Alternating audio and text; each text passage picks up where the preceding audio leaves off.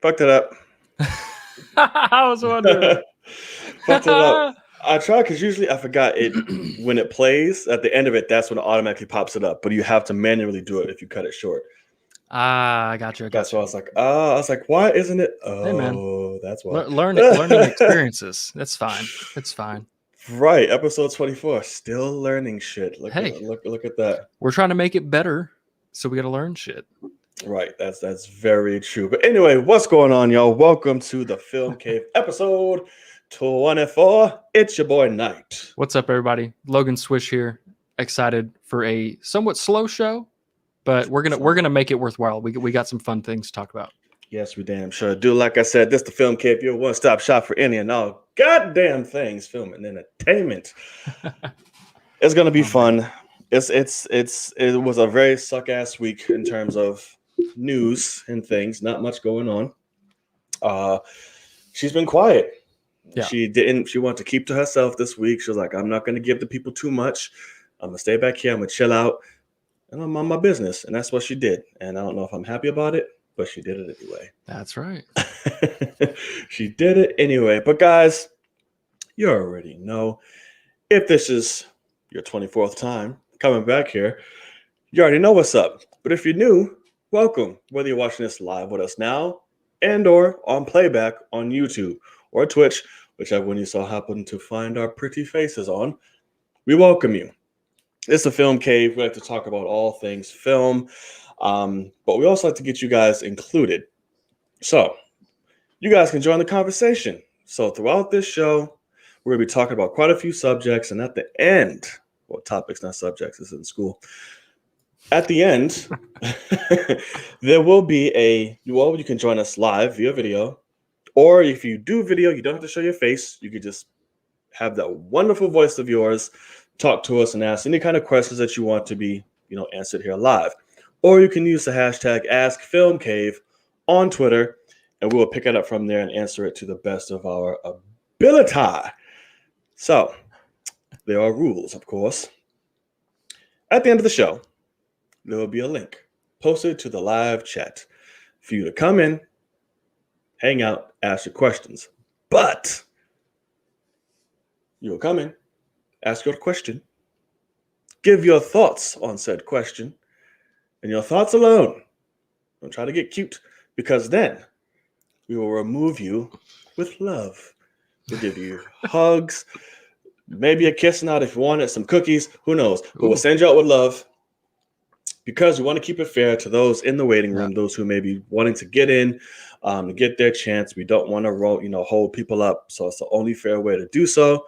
So again, come in, ask your questions, give your thoughts on that, and then you gotta be out. And can I add a little bit to that? Yes. Also, once you come in, get out, you ask your question, we answered all that. Can you not go fucking crazy afterwards? That'd be great. Yeah, that would be great. That would be a very awesome. Oh, you're muted.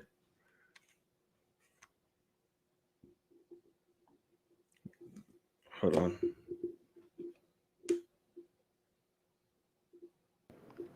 Is that better? Yes. There we go. Okay, something happened. I was like, wait, I don't hear anything anymore. I was like, I'm going deaf. But yeah, that was a fun experience. That was a very interesting. I don't know if we probably won't talk about it yet, but later down the line we could probably talk about it. It's a little further away. Down the line, we want to stay as clear and far away from dangerous as possible, but we're gonna make sure we stay on it. But so yeah, that's the. I was cracking up because I was like, I gotta kind of bring that up because it's hilarious, but also I thought about it. I was like, it's she ain't coming back. Let's not. Let's not. But yeah. So those are the rules. We will go over them again as we get closer to that. But also, at the last 20 minutes or so, we spend it delegated strictly to you all to hang out with you, talk about bullshit, in the comment sections and all that. So we appreciate it. Look forward to that. And before we get into the show, again, if you are new and live or playback, if you enjoy what you see here, the best way, the simplest way, the easiest way, and the cheapest way is to hit that subscribe button. Subscribe. Absolutely. And, I have a motto, I like to say, support content creators. Yeah. Support artists. Support originality. Don't stick to what you used to. Don't stick to the norm. Don't be a giant doucher. Remember what Will Ferrell movie was that? Step Brothers. Step Brothers. Yes, it was. Don't be a giant doucher, all right? Huge Expand your doucher. horizon. Right. Expand your horizons, brother, and have some fun. So that's the easiest way to do it. We love it. Hit that thumbs up. Hit the notification bell. All help this video and this channel get seen by a lot more people. And because we're growing slow. We're at a steady pace right now, but we want to get more people involved. So we need your help to do so. I tried to do something with my hands, but I realized my mic was really close. I know you'll start hitting it. Yeah. Yeah, I was like, oh, I have that same problem. Yeah. But all right, well, let's say we get in to the show. Let's do it.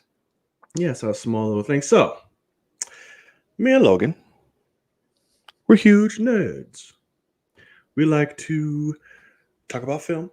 We can do it any and all day.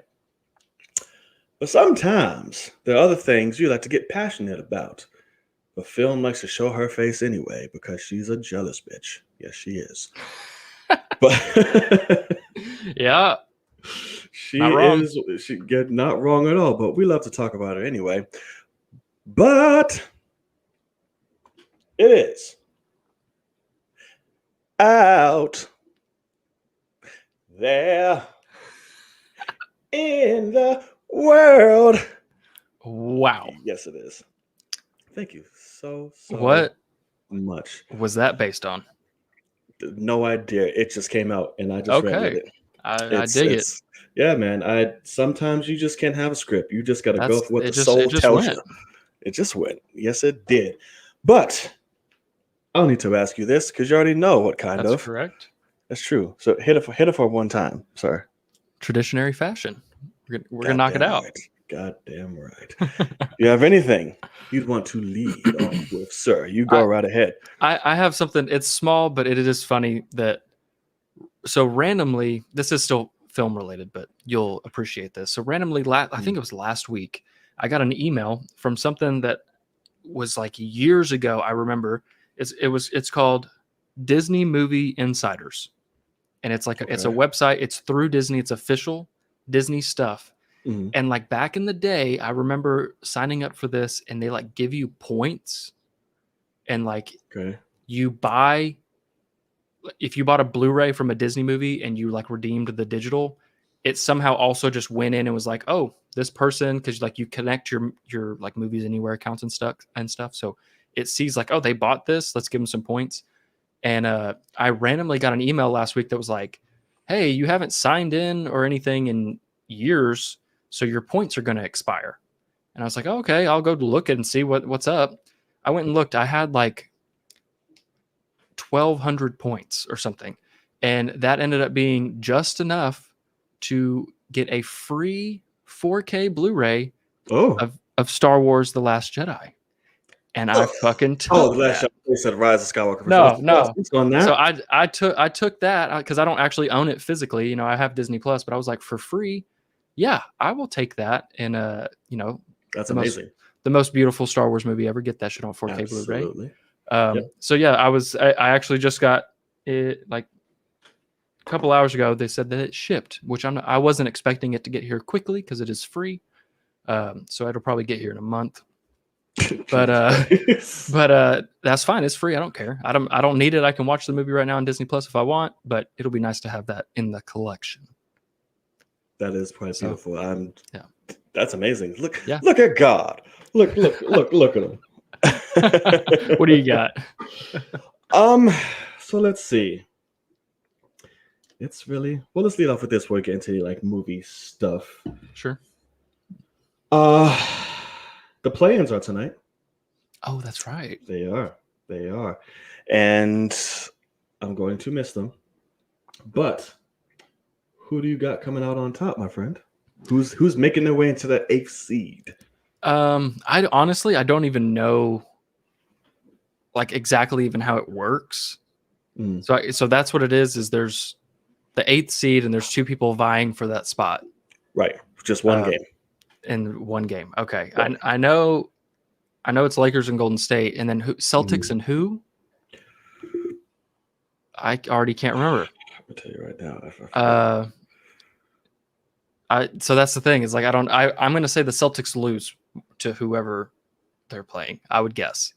But just right off Hornets. Lip. Hornets. No, Celtics got that. You think? Yeah. Okay, great. I feel like the Celtics were really disappointing this year. That's the only reason they really? were kind of. I mean, they're usually pretty dang good, but they are. That's what I'm like. I think they'll turn it up. I don't know. Against the Hornets, though, I think they got that for sure. I mean, but you got LaMelo Ball. You got some young guys on there that if they're hyped up, they could go for it. But also, Jason Tatum is a young Kobe kind of. So, we will. Kobe. Well, that's a big. Kobe like worked him out and was like, "Hey, you're going to be a young me." Right. Same. You took him under his wing. Devin Booker more so than Jason Tatum as a young Kobe, but. Which is why I'm saying, that's gonna be rough. But that first round with them, but we'll see. But I do think the Lakers will win. If they don't, hilarious. But I doubt it. Win what? They're the championship playing. or the okay. No, please the championship. I was like, whoa, slow down. No, they're playing because I mean, Steph could go for 70, right? And it would be so funny, but. I mean, it did come out today that officially the Lakers are the number one defensive team in the league. So when you have one person to shut down, you better not fucking lose. Yeah. That's where I'm at. So if they lose, hilarious. Right. That would be hilarious. Is LeBron playing tonight? I don't even know. I have no idea. See. I would guess. Let's see. He has to play. If they lose, and I think they play tomorrow. I want to say I saw that they play tomorrow. Oh, they do play tomorrow. I was looking at it now. Okay. So yeah, it's Pacers and Hornets right now, and Celtics play the Wizards, not the Hornets. So there's 2 games per conference. See, so you have the West. So Lakers, Golden State. Who else? You have you have Lakers, Golden State. You have Spurs and the Grizzlies. And then you have Celtics and Wizards, and then Pacers and Hornets. Ooh, Celtics and Wizards. Yeah, so they're both playing for 7th and 8th seed, which is why there's 2. Okay, so 7th and 8th seed. Got it. Hornets and Pacers. I don't know if I've seen a second of the Pacers this season. I sure have. So I'm gonna go Hornets there. Celtics and Wizards is tough because Bradley Beal could go the F off. He could. Is he still the leading scorer? No, it's not, Steph. Right? It's Steph, right? Yeah. And then, I mean, isn't Russell Westbrook on that team? On the Wizards, yeah. So they should not lose. Just another triple-double for all crazy shit. So they shouldn't lose. Wizards should beat the Celtics. They might not because the Celtics are a better coach team, I would guess. Yeah. And then West was Spurs and Grizzlies. I don't know if I've seen a second of the Spurs this season, but I haven't seen Grizzlies. Either of them. I love John Morant. I think he's really cool. So he's cool. He makes a lot of good impact. Yeah, he's a young guy. I can't wait to see grow up. So I'm gonna go Grizzlies, Lakers, Wizards, and Hornets. Interesting. Okay. I'm hoping just as a Warriors fan, I hope they pull out tomorrow. I really do. It would be very hilarious. But just listen, don't count out Steph. So it's like it's fine. We'll see. Sure. But he also can't do it by himself. Correct. But we'll see. Who knows? Okay, let's see what else we got here. In terms of so the Knives Out cast is continuing to grow like a madman. Yeah. Like a wildfire. Dear God. So now we have Catherine Hahn, Janelle Monáe, and now Leslie Odom Jr. Yeah. And possibly Jesus. We're still trying to figure it out. He's in negotiations. He has a lot of asks. But golly, this movie, man. So I do want to say last week we had Dave Bautista, Edward Norton, Daniel Craig. That was the three. That was 3 guys. Yeah. And what the first thing I said was we need some women and some people of color. Yep. And next day, both. And the next day we got Janelle Monáe. And then Catherine Hahn, I think the day after that. Mm-hmm. And then, yeah, Leslie Odom Jr., fantastic. I mean, This is insane. It's filling out beautifully. And then with all of you guys' help, myself as well, I'm starting a campaign I did see to that. be in Knives Out too. You know, I'm gonna hound Rian Johnson until he's pretty good with peeping out, you know, people's social medias. I'm like, hey brother, get another fresh face up in this bitch. Come on. So I need you guys' help watching it too. So this day one. I would love to be like this, like a waiter at the diner in Knives Out, the first one, like with Chris Evans and like just some sort of extra that like somehow I'm in a movie with him because he is lines. He is so well. Yeah. What would you like to eat? Oh no, I'm gonna be like, who the fuck slit his throat? We don't come up here. I'm taking notes, you and you, like everybody. Like I want to be in it. You hear me, Ryan? I feel you. In it. You want in the house? I want in the house. Okay. Yes, we hungry. All right. Yeah, I hear you. That was a Fast and Furious reference for those of you who don't know. Logan wouldn't because he's not cool like that. But we could talk about some of that too. What's there to talk about? I've been seeing it, but I'm not watching it. But apparently reviews are came out on some. Right. I have not looked at any of them. I don't know. What I'll tell you, I've seen one person say, it's so fun, so great, had a blast if you enjoyed these movies. Then I saw another person that said 4 through 8 are really good and fun because they understand what they're doing. This one is way too much the worst one of the franchise. So I have no idea. I'm sad that I'll probably be on that one, knowing me. Probably, yes. But because I will admit, the more I have to watch that trailer, I like when Luda and Tyrese. I only watched one trailer. Don't tell me anything else. I don't need to. That's it. But I don't know what when they're just sitting and screaming, it's not funny. And so like I hate that. But I don't know if you've seen it, but they're just sitting there screaming about a bunch of shit, and I'm like, this is supposed to be hilarious, but I just think it's annoying because it's two grown men that signed up for this shit, and they're screaming bloody murder, and so that annoys me. Yes, that's their character. Yeah, I don't like their character. That's the point. So I don't watch those fucking movies, but we're gonna watch it. You shut your dirty mouth. All right, you don't. What's gonna be funny is I've already pretty much told my guy. I said, hey, I want to see this early just so I can absolutely fuck with John Knight. Asshole. So I'm trying to get into press screening for that just so I can act like I'm excited, and then in reality I'll dog the shit out of it. Yeah, right before you see it, and then you'll say it's the greatest ever. See, if something like that would have come out your mouth, I know he's bullshitting. I'm like, yeah, he's lying, and I'm just not gonna be here for it. I can't even believe that. But anyway, the Knives Out cast is getting ridiculous. It's growing and expanding. We have a lot more to do. Y'all continue to help me with my support to get into the sequel. I'm going to be the one to solve everything. I already know it. But there's that, and I'm quite excited. I can't wait to see who else they drop as we go down the line. Okay. Do you have anything else? I do see.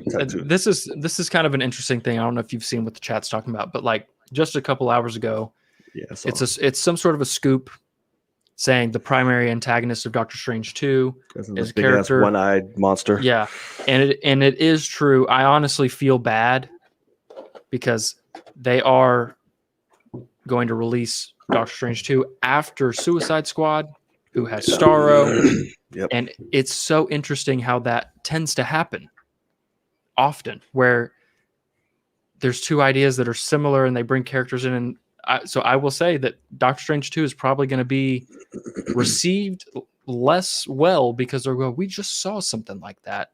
And obviously they're filmed at the exact same time. They can't help it, or I guess Suicide Squad filmed a while back, but you can't change the primary antagonist of the movie. But so I do feel bad, but I know nothing about the character, so I'm still excited for both. I don't know Starro or whatever the hell that name is. Yeah, it threw me by surprise. I was like, who? What? Yeah. I was like, okay. I'm sure it'll be a crazy journey. Right. Yeah. I did see that. So I'm like, okay, the one-eyed monsters are going to be the new beam in the sky. for comic the book new movies. Cloud, Right? like Cloud Right, monster. exactly. It's like, okay, we got it. But I'm fine as long as it's just two. As long as it's not no more than that. I don't know like, if there are more than two. Hopefully, we'll see. Well, right, Morbius, the bad guy's a fucking cloud one-eyed monster. Sure, exactly. All type of stuff. Weirdly, I expect that. Right. So I'm like, okay, whatever. But I'm here for it. I'm cool. In both Yeah. properties I trust. There's no negativity on either side yet. So I'm here for it and I'm great. There's a picture. I guess they released a new picture of the Batman today, which looks like the same as the promotional video that they gave. At least I'm seeing it everywhere because the Batman's trending. So I'm like, oh, okay. I went to go see what it was, and everyone just keeps showing me the picture. It's black and white, and it just says 2022 type shit. So I'm like, oh, okay, that's cool, I guess. But here's my thing.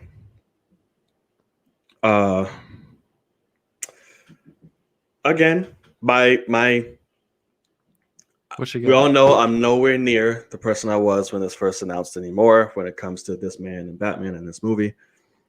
I have grown. I have progressed in many ways. I still like the costume. The cowl, all this still looks weird as hell. Yeah, and to me, I don't like this term, but it's the best way to understand what he's talking about. He looks, I don't want to say derpy. That's crazy. No. But like, it looks weird. Like his face looks weird. This is a weird shot. I can't believe they would like this. Much better. Having that profile view, much better. But straight still not on, a fan of all this. But straight on, Pattinson does have a fucking jaw on him. So when you cut it back that far, black sleeks you. So if you cut it back that far, it is a giant square jaw. Right. Just it's gotten out bigger. there. This isn't Twilight Robert Pattinson defined jaw anymore. It's like, I'm like, oh, this is beefed up. And it's like, it's something about like his eyes and like the way he looks. Like he just looks like. I agree. I actually do agree with you because even here, just to admit, the ears, the height of the ears, even a little off-putting. Right. They're so tall, but they look higher. Yeah, they do. So I'm not sure, but I will say it's all context. Obviously, when the movie hits, it might be exactly what we want. You are correct though. Everything but from here up, I dig. Yeah. And that's going to be the only thing. But then when you see him in that trailer, like take it off and he's all messy haired and like black eyes, I was like, I don't give a fuck what he looks like. That looks awesome. So he looks amazing. Like just the whole like the smeared dark eyes and like the hair everywhere. I was just like, yes. So give it to me. But I do agree with you. That's a weird shot. I hadn't seen that yet. That's funny. Yeah, it's very weird. Okay. And last bit, at least for me, I don't know if you have anything else after this. But we thought about making it like, oh, this is like the main news, but I'm like, oh, whatever, it's not much on it. Miss Blunt is finally, breaking her silence when it comes to this whole Invisible Woman, Fantastic Four, superhero Marvel shite. Basically, she's like F superhero movies. I do not like them. I'm not attached to any of this. I haven't got a call, but they're boring. Like, I don't like them. In a nutshell. Yeah. So this could be bullshit. This could be true.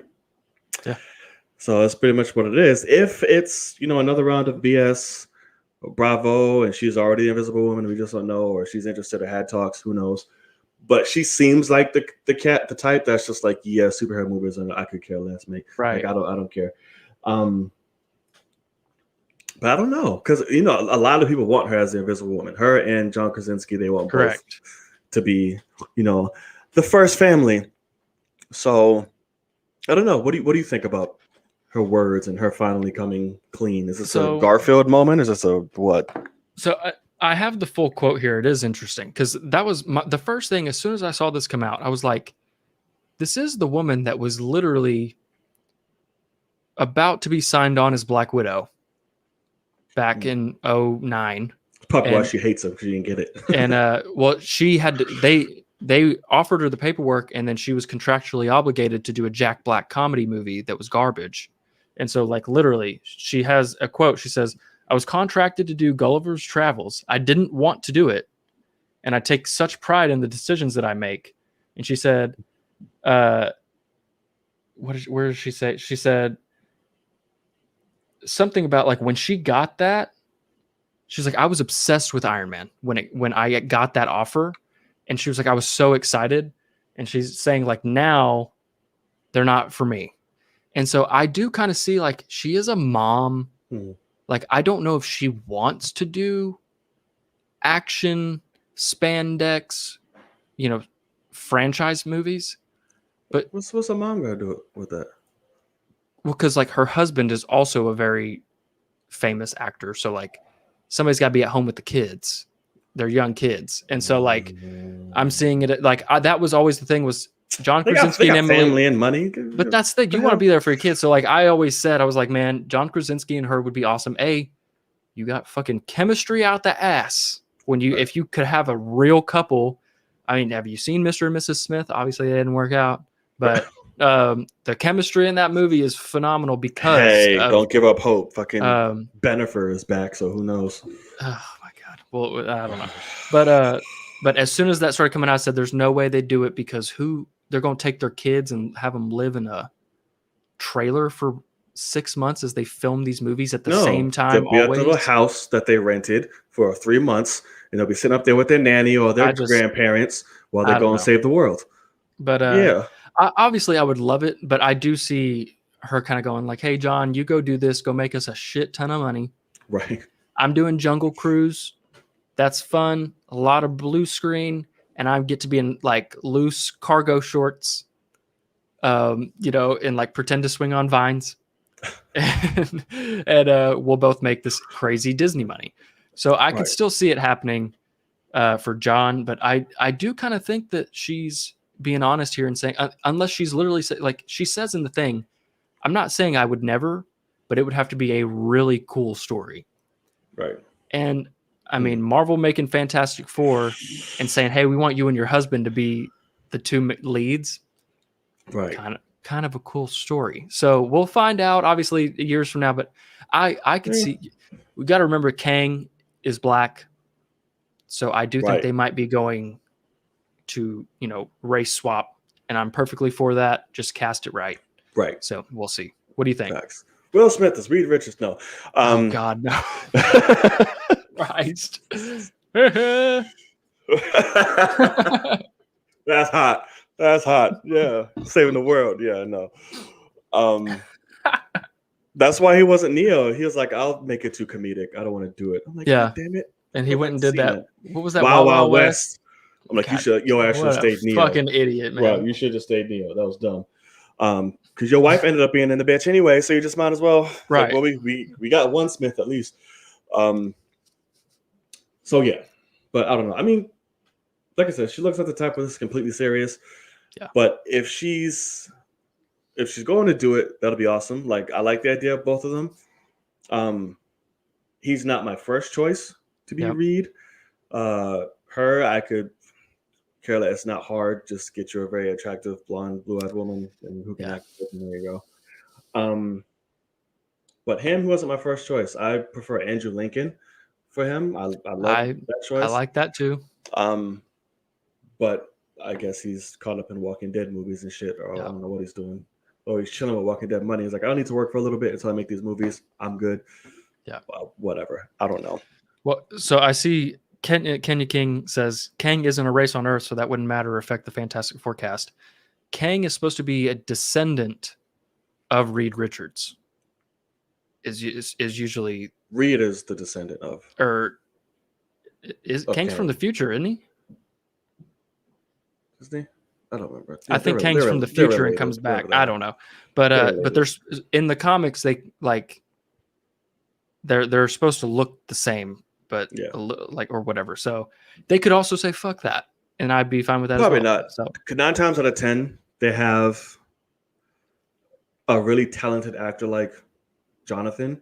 They're not going to cover his whole face in blue makeup and just be like, correct, make it work. Because he's Kang's not from like the a future. huge like fucking Thanos like character where you can just make that Right. performance in the face. He's not a like, CG guy, yeah. Right. So it's like that's fine. They're gonna have him like, okay, your brother will give you some shit, work it out, whatever. You'll have hints, but he's not gonna be full blue like, hey, trying to act, because that man acts his ass off. So there's that. But correct. We'll see. Only time will tell. I trust Kevin Feige. Right. They've done pretty damn well with casting so far. So I'd say. All right. So I think you have anything else? I'm good. All right. So I think that's gonna wrap us up here for Out There in the World. It was fun. Woo! Thank you guys. If you want to keep the conversation going in the comment sections below, whether it's live or on playback. If there's anything that we missed or anything you just want to kind of expand upon, please feel free to keep it going. We'll be in another chat. We'll be right there with you. So let us know. And if you made it this far, hit that subscribe button. Please, please, please. If you can watch, you can subscribe. All right. So we're going to move on to what little main topics we have. Yeah. Main topics we have here. So a little teaser came about, I want to say. Mm-hmm. And it looks like you were kind of digging it from what I gathered and saw. It's good. A little bit. But Snake Eyes dropped his first look during the MTV Movie Awards, I imagine, was it not? Yeah. Movie and TV Awards, excuse me. And they dropped like a little teaser of it. Now, I watched it. Yeah. It happened. I was like, okay. I'm not generally like, oh my God, I can't wait for this movie to come out. There's something about Henry Golding that just does not register with me. Really? Yeah, I'm like, I don't care. Okay. And when I see him in this, I'm like, I don't believe you. But it's what it is. We're here now. So I watched it. The action looked cool. Yeah. I was like, all right, we got some fun stuff. But I just can't buy him. I'm like, in Storm Shadow looks cool. But that's about it. I just couldn't. It happened. It was cool, I guess. Right. What do you think? I mean, with the sense of like it happened and it was somewhat cool, I'm on the same page with you. I will admit, pretty much the only reason I'm even giving this movie a chance, I'm not a G.I. Joe person. I didn't grow up with it really. And so for me, the action, I like it because it's similar to something like Shang-Chi and something like Mortal Kombat, where they were like, hey, we want to get people that can actually do these stunts in the roles. I dig that. And so the action for sure. But then I think Henry Golding is an awesome actor. And so he's basically the only reason I'm giving it a shot. But I will admit, they were marketing this trailer well, like for the whole half of the week, saying like, hey, MTV Movie Awards, we're going to, release this trailer. Everybody get excited. And they kept posting about it and releasing different posters and motion posters and stuff like that. And then we get it. And it's a teaser. It's not a trailer. It's a teaser. 10 seconds. And it's like barely a minute. Right. And it has nothing but like incoherent action going crazy. So I will admit they completely flopped on that marketing. That's a terrible first look teaser. You should have got us all hooked on why we should care about Snake Eyes. And instead it was just like, here's all the action.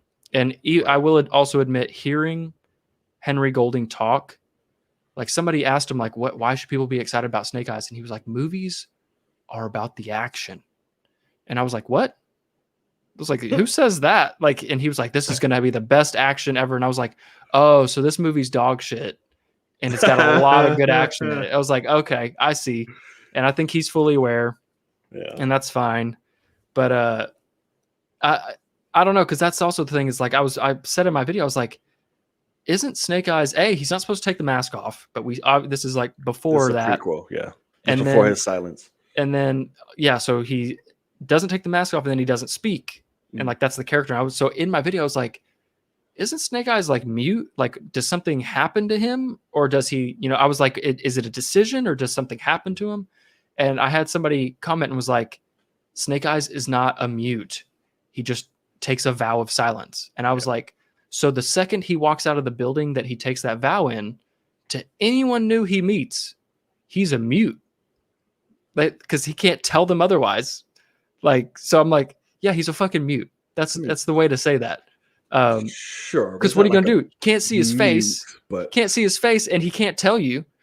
So he's a mute. Like, oh, you don't talk, you're mute. Okay, got you. That's fine. We're just gonna. It's not like it's a derogatory term. And I just thought it was so funny because he was like, he's not a fucking mute, and I was like, he is to anyone that wasn't there. So have fun being mad at that, sir.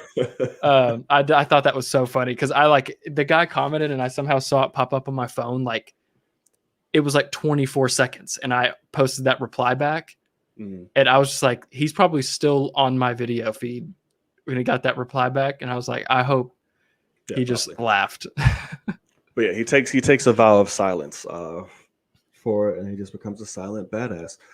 It was cool because, like I said, I like Snake Eyes. I like G.I. Joe. Like I said, it's just something about Henry. I just cannot get into him.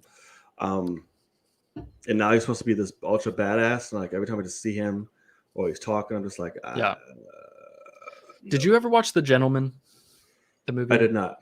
Okay. I did not. He's a fucking asshole in that movie. And so, and obviously Crazy Rich Asians, he's great. Movie's really fun. But in The Gentleman, that was the one I was like, oh, wow, like this guy can act. And because he's such a piece of shit in that movie, it's really funny. Like he's hilarious and he's terrible. So I recommend that movie. It's a weird movie, but it's fun. Oh yeah, it's Guy Ritchie. Yeah. So I would check that one out because it might sell you on him a little bit. Because everybody's just wearing dapper ass suits and he's a piece of shit and it's really funny. So right. Okay. I will check it out. All right. I will see, but he has some work to do with me in terms of Snake Eyes. We'll see. Because Ray Park was a really good damn Snake Eyes in those first two movies. They weren't the best movies in the world. There were some fun elements for sure. The second one was much more grounded, obviously, but I have fond memories of the first one whenever it came out, and I was young, and I remember liking it, and I remember Snake Eyes being like, "Oh, is he gonna say something, or like, is he ever gonna take his helmet off?" And he doesn't, and I'm like, "Oh, that's okay, fine." But he is like the most interesting one because you know nothing about him, but they keep playing on it like he's gonna talk, and then he doesn't. And I was like, that's kind of dumb. So this one, I'm like, I'm not going to be as interested in him whenever I'm going to be like, he should just talk. Like, it'd be great. Interestingly silent. But after this movie, but after this movie, it's going to be like, man, I remember when he could go like, watch the fuck out. And now he's just like, like, hey, move in there. And somebody gets hit by a train and he's like, and you can't even see his emotion. And like, it's a Mando situation. Right. Oh yeah, Marlon Wayans as a soldier. That was interesting. Correct. I do remember that. So funny. Channing Tatum back when he was the shit, and everybody wanted him in his movies and all that. Yeah, I'm glad that's over. Right. Then he got killed 2 seconds into the second one. I know. That was the thing. I do. That's the only thing. Yeah, that's the only thing I remember from the second one was like they just kill everyone from the first except Snake Eyes, basically, and I was like, okay, let's start over, I guess. Right, and Bruce Willis popped up in that bitch. He just needed money. He did. Like, even though Bruce Willis is terrible now, he just does shit. It's like whatever, but he's still awesome and shit he does. Because Bruce Willis, like, still kicking ass. Like, of course, I'm here for it. Yeah, but I'm just like, bro, he's like Stallone. Right, I'm like, what are you doing? I know. I can't think of what's the last movie that he was great in. It'd be Looper. Looper is really good. I never saw Glass. I need to see Glass. He tried in Glass. Okay. Like this was like okay, this was like a return to like because you know how hype it was. So I was like, okay, there's attention in. Like I see what you're trying to do, but I'm like at the end of the day, I'm just like, okay, you're not Bruce Willis there. He's, like, he's an old man. You're not all that. Like you're not giving it your all. So I'm just like, I feel you. So it's fine, but still a cool movie. He will never play Gambit, by the way. That's done. What? because he was supposed to be Gambit. Channing? I thought we were talking about Bruce. I was like, huh? Yeah, no. Channing will never play Gambit. Oh, that shit is done. That is gone. Yeah. There's no hope. Marvel will never look at whatsoever. Gambit and go like, oh yeah, solo movie. Let's do solo or Gambit. Channing Tatum. Now that the rights are all there, no, they will never say that. No. Yeah, no, that's done for show. All right. Speaking of, because I didn't see this, but did you see the Loki shit or the Black Widow clip and all that? I saw the Loki clip. It's funny. They're introducing Owen Wilson, no? Yeah. And I will admit, it shows nothing. It's just them walking. Okay. But I will say the very quick dialogue, like quippy, like both of them are on it. And like, I think the writing's going to be really smart.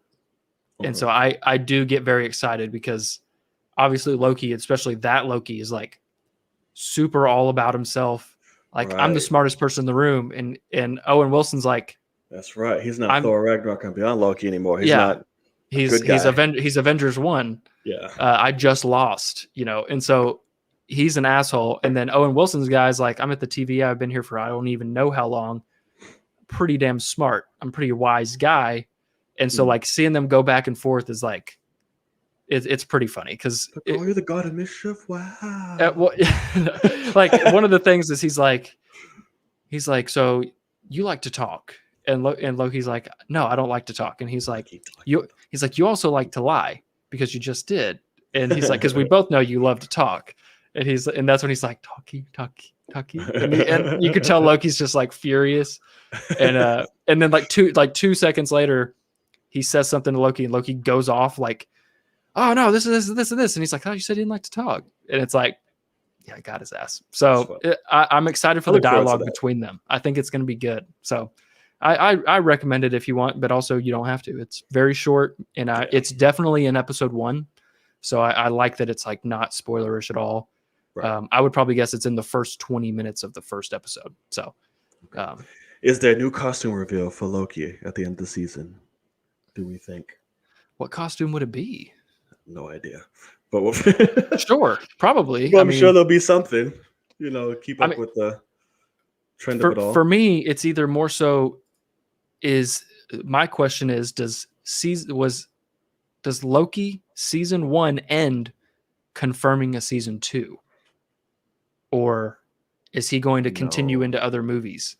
I think it's possible that they could have like Loki just becomes a TVA agent, a TV guy, and he's the most mischievous one that has to go fix people from fucking this stuff up. I think it could be funny. So at least I think that's what this first one is, kind of about. So we'll see. But that is true. Always a new costume. I think that's the kind of the thing too. Toy sales for sure. We're going to see Loki in a bunch of different costumes throughout. Yeah. Like we have President Loki. We have Avengers 1 Loki. We have Loki with, the TVA jacket. We have him without it and it dirty. We have loose tie. Like he's going to be fucking. What's his name? Cooper Loki. What's that dude? The myth dude that jumps out the plane. I keep getting. Isn't that DB Cooper? Yeah, DB Cooper. Yeah, there you go. Yeah. So you have Cooper Loki and all that shit. Yeah, that's true. They got plenty of toys. Right. All right. Well, good on them. All right. So, guys, that's pretty much it. Besides, we have one more main. Yeah. Correct. Yeah. Right. We have our own topic. Yes, which I'm so fucking excited about. Okay. So before we get into it, guys, made it this far. Subscribe, hit that thumbs up, keep the conversations going in the comment section below via live and or playback. All right, so Logan has been watching a little show. Yes, he has. You guys know what it is. I know what it is. And I've been watching him watch these shows. And I've been taking mental notes to see what he's paying attention to, what he's not, what he's missing, what's going on. So I'm like, okay, cool. All right. Some stuff he's confused about. Some stuff he's like, I need answers. I don't know what the fuck's going on. Some stuff I kind of need to elaborate on and give kind of like, a preface or whatnot. So this is that time to get into all of that shit. And so it's Logan's Watchmen out right here. Right. So before anything happens, if you post spoilers after episode 2 of Watchmen in the chat, I will murder you. Oh yeah, guys, do not put any spoilers, anything. No future reference, no nothing. He's only seen up to episode 2, so do not put this shit is just kind in of this is a thing of basically John like kind of scared me because I watched the first episode, I dug it a lot, and then he saw my reaction and he texted me, was like, "Hey man, you need to pay attention to every word they say." And I was like, I thought I fucking was, but okay, this is a much deeper show than I even anticipated. So every single word, every single frame, every single background, everything. And I should have, I was kind of mad at myself. I was like, oh, fuck, because I was like, I should have put that forth before you started. I was like, it's one of those shows where you have to literally look and listen to every little damn thing that there is. So I was like, oh shit. But now I'm telling you now. So it's like, so we're good. Right. So you can go, I don't know if you went back in the first episode, just kind of see it or whatever. I don't know what you did. But now we know what's going on. So, sir, talk to us. Okay. I mean, so I'm only 2 episodes in. To answer, so I saw Kenya King said, "Did you ever watch the Watchmen movie?" Yes, I did. It was good.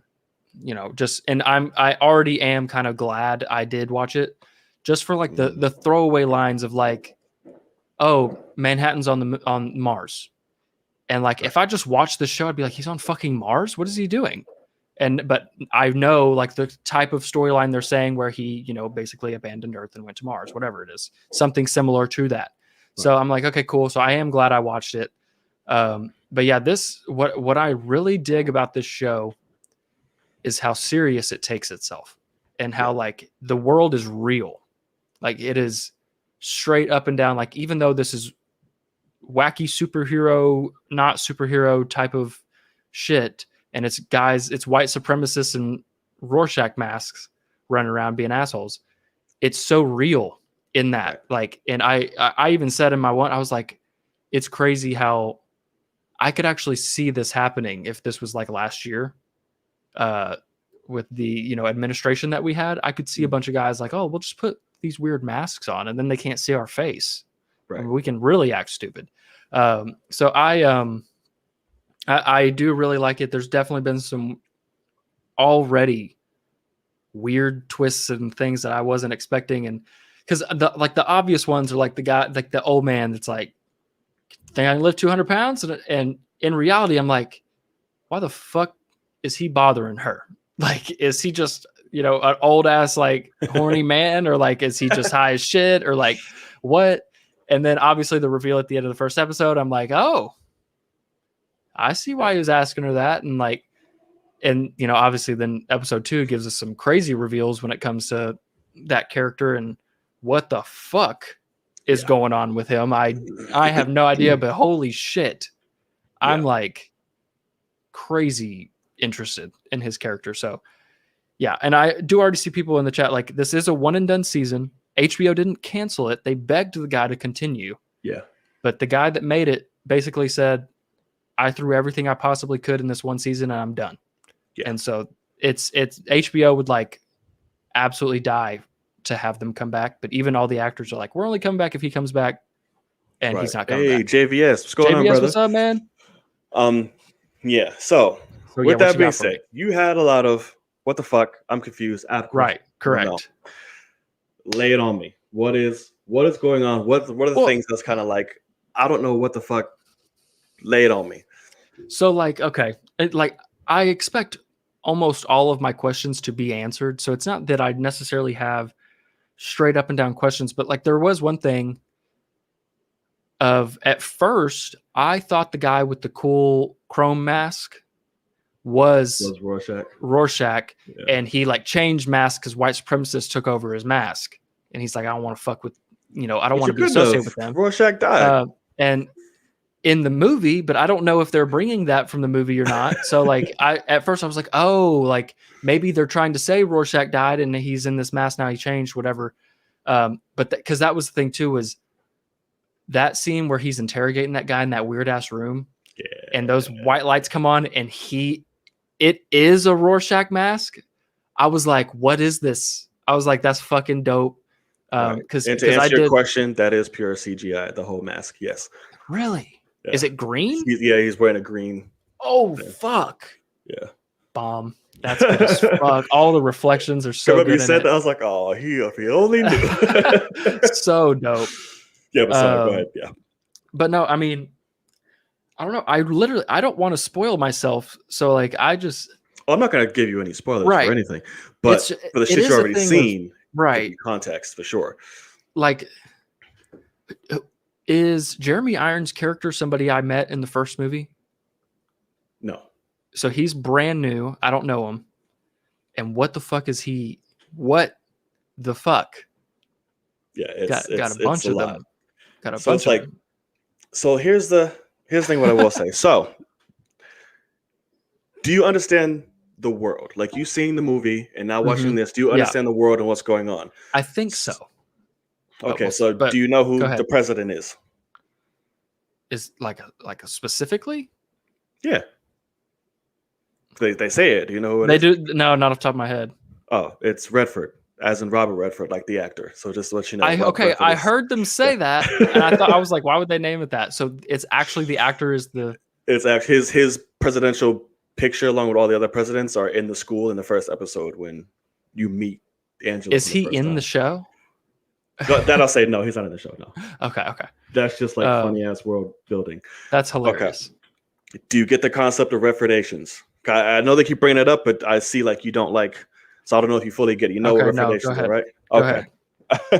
So this isn't. I'll let you explain things that aren't going to spoil me, but just give me more context. That's what I'm all about. Of course, it's not going to spoil because they already said it and explained it. So it's like so referdations are basically reparations and helping for Black people and victims of the massacre. Yeah. So they get aid and help through referdations because of what they went through. So that's why every time they ask her like, "Oh, did referdations pay for it?" Yeah. That's why they say it like that. It's just a dagger for a race shit. Right. Oh, that's awesome. But there is one thing. Okay, I saw some things that you're confused about, and I'm treading careful with this. Yeah. But you have to, because there's a storyline and stuff that's going on through this show that is straight from the comic book that was not in the movie that they changed for the movie that was originally in the comic book. Okay. I will say the ending of the Watchmen movie with the nuclear bomb, the excuse to bring the world together and all that shit, that is not what happens in the comic books. Okay.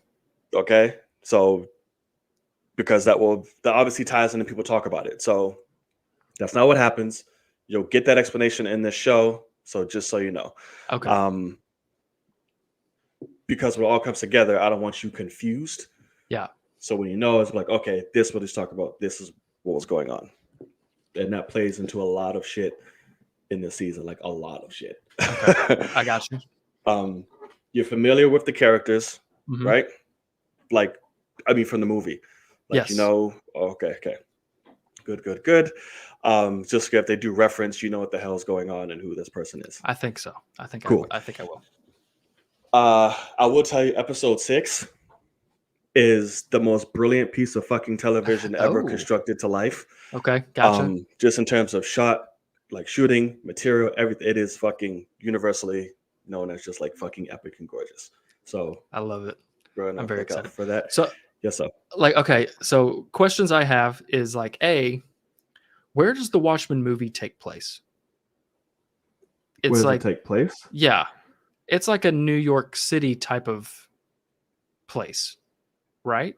In the movie, because they're obviously name dropping like Metropolis and things like that, but it's like it wasn't in Tulsa, Oklahoma. Like Watchmen the movie? Yeah. Where it take place? It was because they were in like tall apartment buildings and like it was like a New York type of or like a Chicago or something. So movies New York. Okay, that's what someone says. So that's kind of what is interesting to me is like I'm trying to figure out the Watchmen. It's like, so they're in Tulsa, Oklahoma now. And like I'm guessing that's where like the Watchmen themselves are in Tulsa now? Well, like that's where this is all taking place. So far, at least. Okay. And so I'm like that's kind of weird to me, but like for the story of the Tulsa Massacre and all that, I dig it, and being able to bring up what you just said about the funding and like how they help people of color and all that. And so I like the storytelling, but it is weird to like, they're out in the country, basically, like, you know, like, I don't know. It was I wasn't expecting that at all, to be, you know, in country, like, oh, you got to drive down this long dirt road. And it's not like, oh, he lives in that high rise, she lives in that one. Like, that's kind of what I more so expected. And so that is one thing that's weird, is like, I feel like for the Watchmen movie, like that type of city very much so was like a character, like, because the what's the guy's name? Night Owl? Is that the original? Yeah. Yeah. And like his lair is like the subway, like he has like a train station type of thing. And I'm like, okay, very much so, like that type of, you know, that's a character that the whole setting is. And then here, kind of a character, but it's different. It's a different setting completely. And so that I wasn't expecting at all. Right. And so I'm trying to, honestly, I'm more so right now, I'm like, where do the whole Watchmen situation, like, where are they? Who are the Watchmen? Like, is it really just the people that are kind of a part of the police force that we now wear masks? Is that the Watchmen? I don't know, but it's a really cool world to be part of. I dig it a lot. Like that scene where that cop is his gun's locked in that thing. I was like, damn, we are not far Panda's from that an shit. asshole. Yeah, I'm like, we are not Panda's far an from asshole, that crazy type of you know, truth of future where people are going to die because of some shit like that, and also people are going to get killed because they don't do that. And so it's like, I don't know, it's pretty crazy, but yeah, I'm gonna be riding this wave for sure. JVS, like that's JVS, if you want to, brother, there it is. This is what it's in the chat. This is what, like, this is just kind of, hey, preface me a little bit, because I'm watching, and he noticed that I wasn't getting everything I needed to, and whatever I needed to kind of hey, get on the level type of situation. And so because I don't even, and all that shit. Yeah, what the fuck was that? Yeah, exactly. So I don't want to spoil it for people necessarily completely in the chat that are watching that haven't seen the show either. So I want to try to stay vague if I can, but like, and guys, just let you know, the link right now is not for you guys yet. I don't want you waiting long. That was for JVS. So I don't want you waiting like for a minute. So I'll let you know when it's for us. That was for JVS because he said he wants to come in. So that was for him. So I don't want you guys waiting very long. So I'll let you know when it's like y'all. But yeah, so I'm digging what I'm seeing so far. I will admit, this is the thing. I have very high expectations for this show for obvious reasons. Good. So I hope it delivers. I really hope it does. And so far, I'm really digging what I've seen. Like, just the fact that this might be a little fucked up to say, but like, rarely does a movie or a show like outsmart me, like a reveal outsmart me.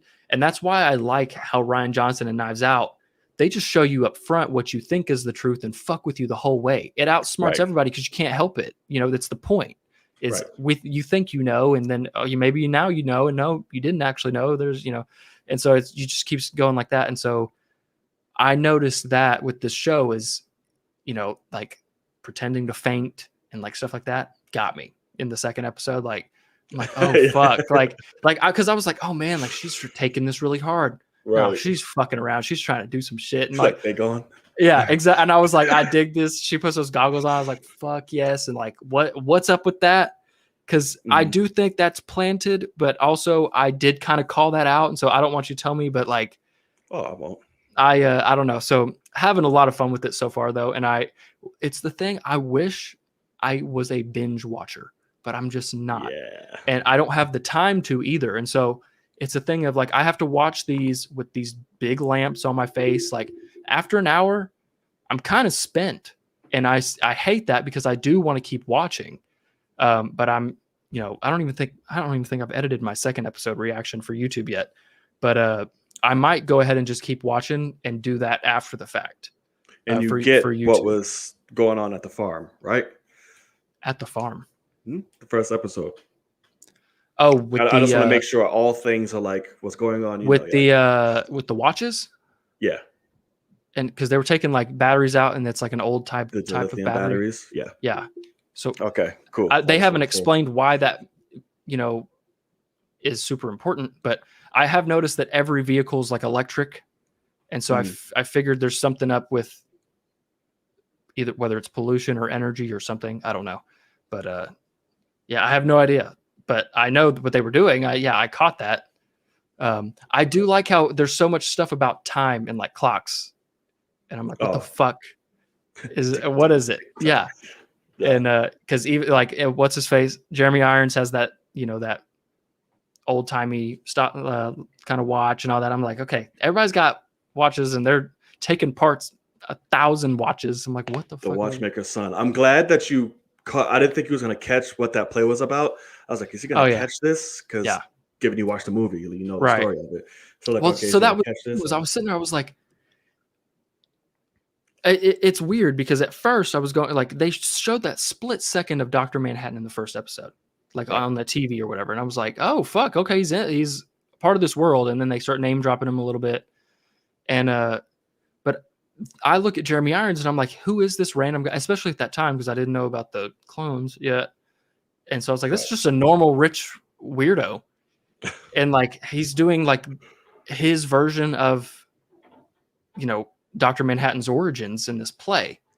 And I was like, this is interesting. And then all of a sudden, you know, that reveal happens and it's almost a like prestige type of like twist on things where it's like, oh no, this shit's really going down. And I dig it. And now I'm like, what in the hell is up with it? So I love being able to be clueless about something. I think it's really fun. Right. And before we go any further, Sir JVS, you ready, brother? All right. What's going on, gentlemen? What up, man? With the fresh cut. I see you. Appreciate you. I noticed that in your video yesterday for Army of the Dead. I was like, look, he got that fade. Heard you. So we got a man, JVS, up in here to help us, you know, because this is another man who completely just understands how fucking phenomenal this show is. So, oh my gosh, he wanted to jump in and hook up. Okay, can I ask y'all just like really quick, if you had to give it like a 1 out of 10, is it actually a 10? A 15. Bruh, it's a 12, dog. It's a 10 out of 10 easy. Like Watchmen, like when I watched it, you know, it was one of the best shows I had ever seen, like ever. And it's kind of like as much as I would love for them to kind of explore this world more in a second season with Damien or anybody else, like just as it is a perfect all around season. Like I've never seen anything like it. I bought that thing as soon as it came out on Blu-ray. I wish they had a 4K version. It's looking right at me. There's a reason why it's the most. It won the most awards of its time so far. Like nominated, winning, like it racked up. It was really? Like, I did not know that. Yeah. Oh fuck. See, okay. So that's the thing. So JVS, I'll say, John likes to kind of sometimes he oversells things. Mm-hmm. He likes some things that maybe aren't as high quality, and so I was like, is it really this good? Because I've heard great things, but to hear JVS say that this thing is like actually 100% legit. No, not fuck you. But it's just reaffirming. I'm glad I'm watching this because I really am. I'm so excited. No, it's gonna mess you up. It's gonna mess you up, like, in a really good way. I mean, certain subject matters you already seen. Probably if you've seen the first episode, you know they're not holding any punches. I know, back. No. But you know, make sure you understand you're gonna just have to ride the wave. I mean, you get a little bit of the world of Watchmen from, you know, of course, the movie. But I mean, even if you watch the movie or you've read the original graphic novel, you can still pull from this just fine. It doesn't matter. It just kind of adds to the lore. It's not more than anything. Not at all. Like it's just the present day of this world. I think that's the best way you can kind of think about it. Okay. Right. Gotcha. No, for sure. And it helps you get a sense, like it puts together so many more things if you saw them and know what's going on, because certain, you know, things and people, it's like you have to know what's going on in order to fully grasp it. And that's also why I told you, like, okay, it's very important, like even down to the fucking newspapers that they be showing. You need to read what's going on. I try to read them, man. I try to read real quick. What does that say? Yeah. Like I was like, okay, because the first one, when you first see the man, you know, Will in the wheelchair when she's walking to the bakery and he's reading the newspaper. I was like, okay, he saw it, but he didn't say anything. I'm like, okay, cool. So I'm like, I didn't want to see if like you're catching these things. So that's why I was like, Logan, I got you. I'll have to. Yeah, I appreciate that too, because I didn't know that I needed to look that deep, but like I love that they went that hard when it comes to Easter eggs and things like that and the details. So I'm excited for sure. Getting off all that, and it's a great setup. That's why I was like, I knew you'd love it. It's its own unique world. It's only going to get more crazy. Like I said, I cannot wait till you get to episode 6. I'm going to be sitting there like glued to shit. But it's like, I'm glad that you're in this spot where nothing is like fully making sense. Right. Yeah, that's the best place to be. Right. The best place to be. Yeah. This man I'm happily clueless. Is it raining squid? Like, what the hell is going on? You're like, wow, we don't know why it is. And I'm like, they don't know, and they're just living? Like, they're just going. I don't know. So it's crazy. I love that, though, because that's the thing. That's what I mean is, like, the world's so serious, and then it's like, oh, yeah, but, like, it rains squid. And I'm like, how? Like, what do you mean that that's in this world? So I love that so much. I love being clueless because that's rarely the case. Because I remember when the show aired and everybody was like, that episode was great. That episode was great, whatever. And I was just, I'm out, I wasn't watching it, whatever. And it's like this, like, it's like Superman and Lois. I know I'm going to eventually watch that because people say it's great. It's really I know nothing about it. And I'm excited to eventually watch it, at some point. So it's and this one right here, like, I love that I know nothing. And I also, it's funny because John and now JVS, like, one of my favorite things, I think everybody can agree to this, especially in our world, is like, you have an A+ movie and you meet someone, they're like, never even heard of it. And you're like, sit down. And like, we're going to watch this and I'm going to have a much better time than even you will, because I'm going to watch you watch it. And like, I'm going to watch you experience this just masterpiece. And so like, we all know that feeling, and it's so freaking fun. And so both of y'all are like, y'all have the same thing. You're just both trying to hold your mouth shut. I really am trying to hold it all in, because when John said something about like episode 6, and this is really not to kind of size you up, but to be honest, episode 6 of Watchmen might be one of the greatest episodes of network television. That's what he said. Primetime television I've ever seen. That episode alone, I think, got nominated for an Emmy. It did. And it did win certain parts for, I think, the writing for it. It's just anything technical for the episode, or just anything for the episodes. They won every single thing for episodes and overall show and acting and like, it's just like there's like rack up, and like I love it. But episode 6 in particular was nominated the most for all of its shit. Like, it's how many episodes are there? 8 or 7, right? Shit, is it 9 or is it 8? Crap. Because I'll be honest, I haven't even looked through the thumbnars because I don't want to see any like. Don't look at any of the thumbnails. Don't look at shit. just let it flow, man. Don't look at shit. Just go.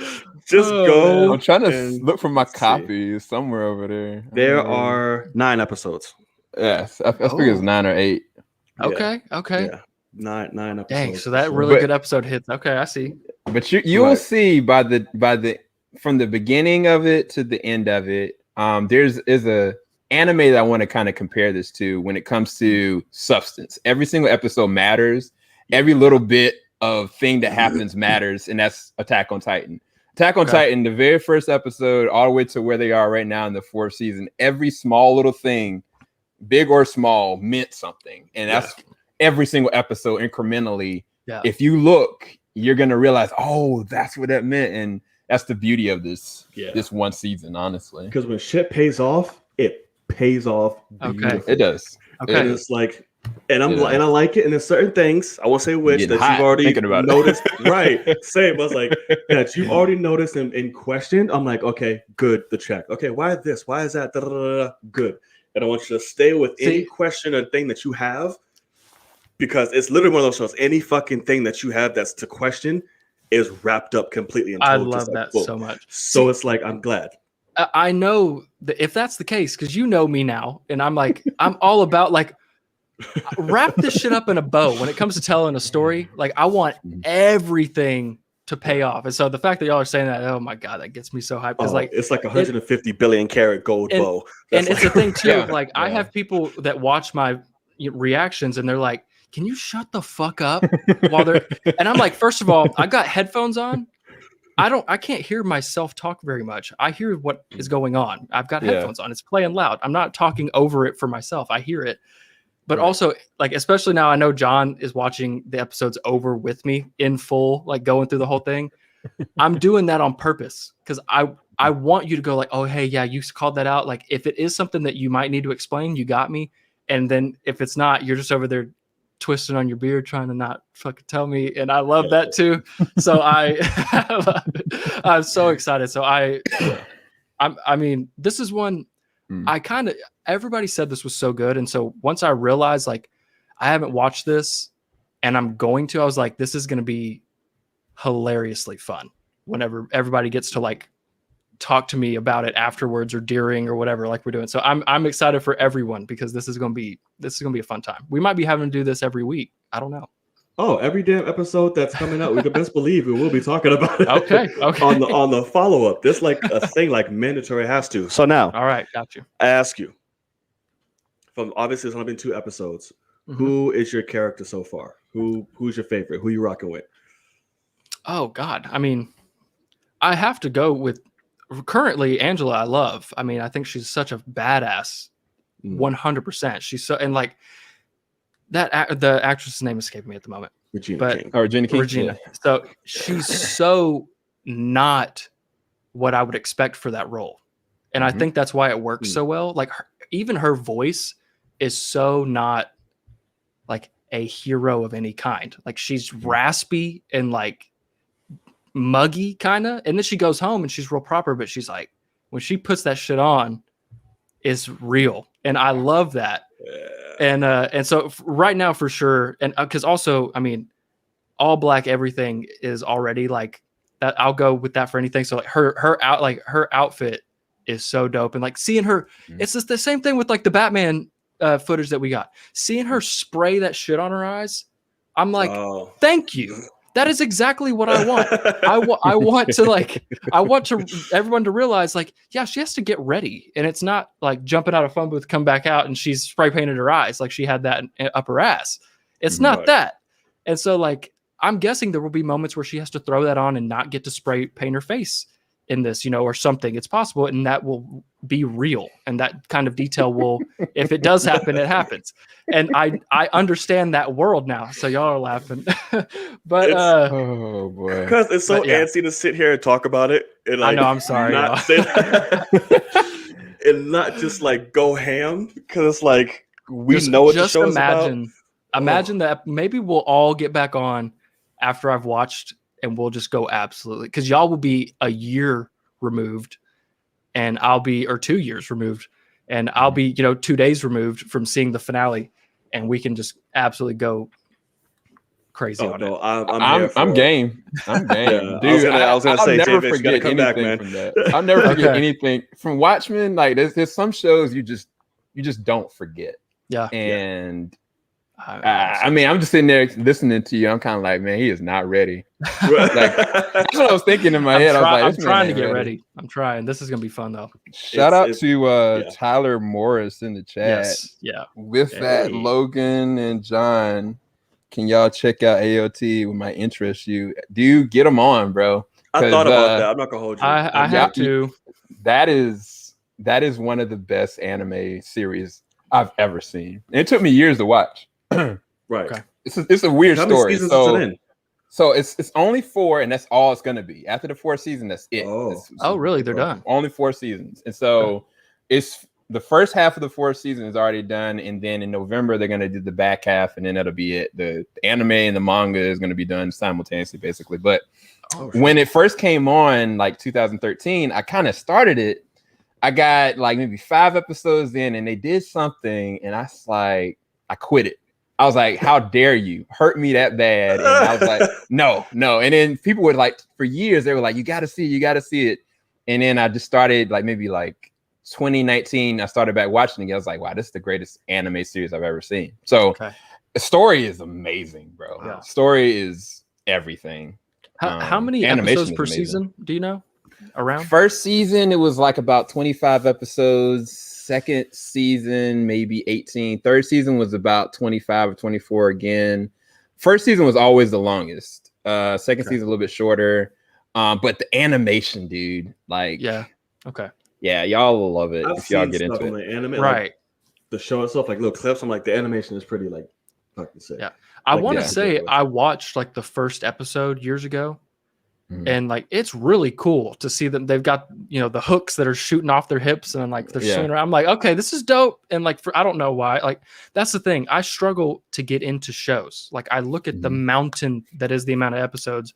Like my boss, he's like, hey, Naruto, greatest thing. Like he's like, hey, I know you love like what Marvel's done and how Endgame, you think that's a great wrap up for that. He's like, Naruto is the best. And I'm like, okay, cool. How many episodes? And he's like, 930. And I'm like, all right, man, I don't know. Because he's like, you got to do the spinoffs. And I'm like, I don't think I can look up at Everest and say, let's go. And like, I just can't do it right now. And so Attack on Titan, I've thought about it, but maybe once it ends, it could be something. I think you guys could start it now, right? Sure. And by the time, I mean, you might be finished before the end of the year. Because once you start, I can honestly tell you, once you get past 10 episodes the first season, you're not gonna be able to stop. You get like I'll put it this way to give more context. My wife, who doesn't really look at anime like that, she started. I started her down this path. She started looking at the first. She's like, "Oh, okay. This is kind of like Game of Thrones." She's like, "Oh, okay." Bro, she's at the 4th season where I'm at.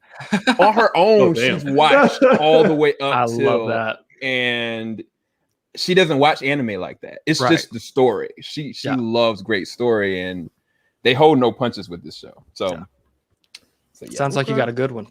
I'm gonna take I'm behind on a lot of shit. Fucking Clone Wars, now this. That's true.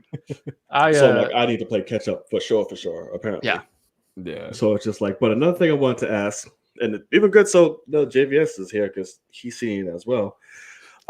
You saw a little movie, yeah. Oh, snap! You saw a little movie, Logan. Yes, you did. So let me just say, okay. Army of the Dead. Because I was curious, because I really want to see it, but you saw it before me. You got a screener that nobody seemed to understand. So it was tough for people to figure that out. Let me tell you, I was like, Jesus, it's not that hard. But yeah, so go ahead. So I just want to preface by saying JVS has a fantastic review of this whole movie. It's phenomenal. What the definition is my video that everybody saw is I got off the couch. I looked at my fiance. I said, "You clean all this up. I got to go turn my computer on because this shit was whack." And I walked in and I went straight to the office and shut the door. And she's just laughing. And like, I'm getting stuff set up and she's opened the door going, "Why would they do that?" And I'm like, "I know. Get out. I got to do this." But then you have JBS. He watched the movie twice and wrote notes. And so I'll tell y'all right now, the type of content that I like is what he did. I wouldn't watch my own shit. It was garbage. But let me just tell you, like, I was just being straight, like exactly how I felt, as real as it could be. There's a reason why I put rant in the video. Yeah. But at the end of the day, like John, you'll enjoy the movie. You will enjoy the movie. It is dumb fun, and the story's not that great. It's not that well told, and you won't care. That's how you are, and that's great. It is Fast and Furious 1 if it was zombies. I mean, and really out of focus all the time.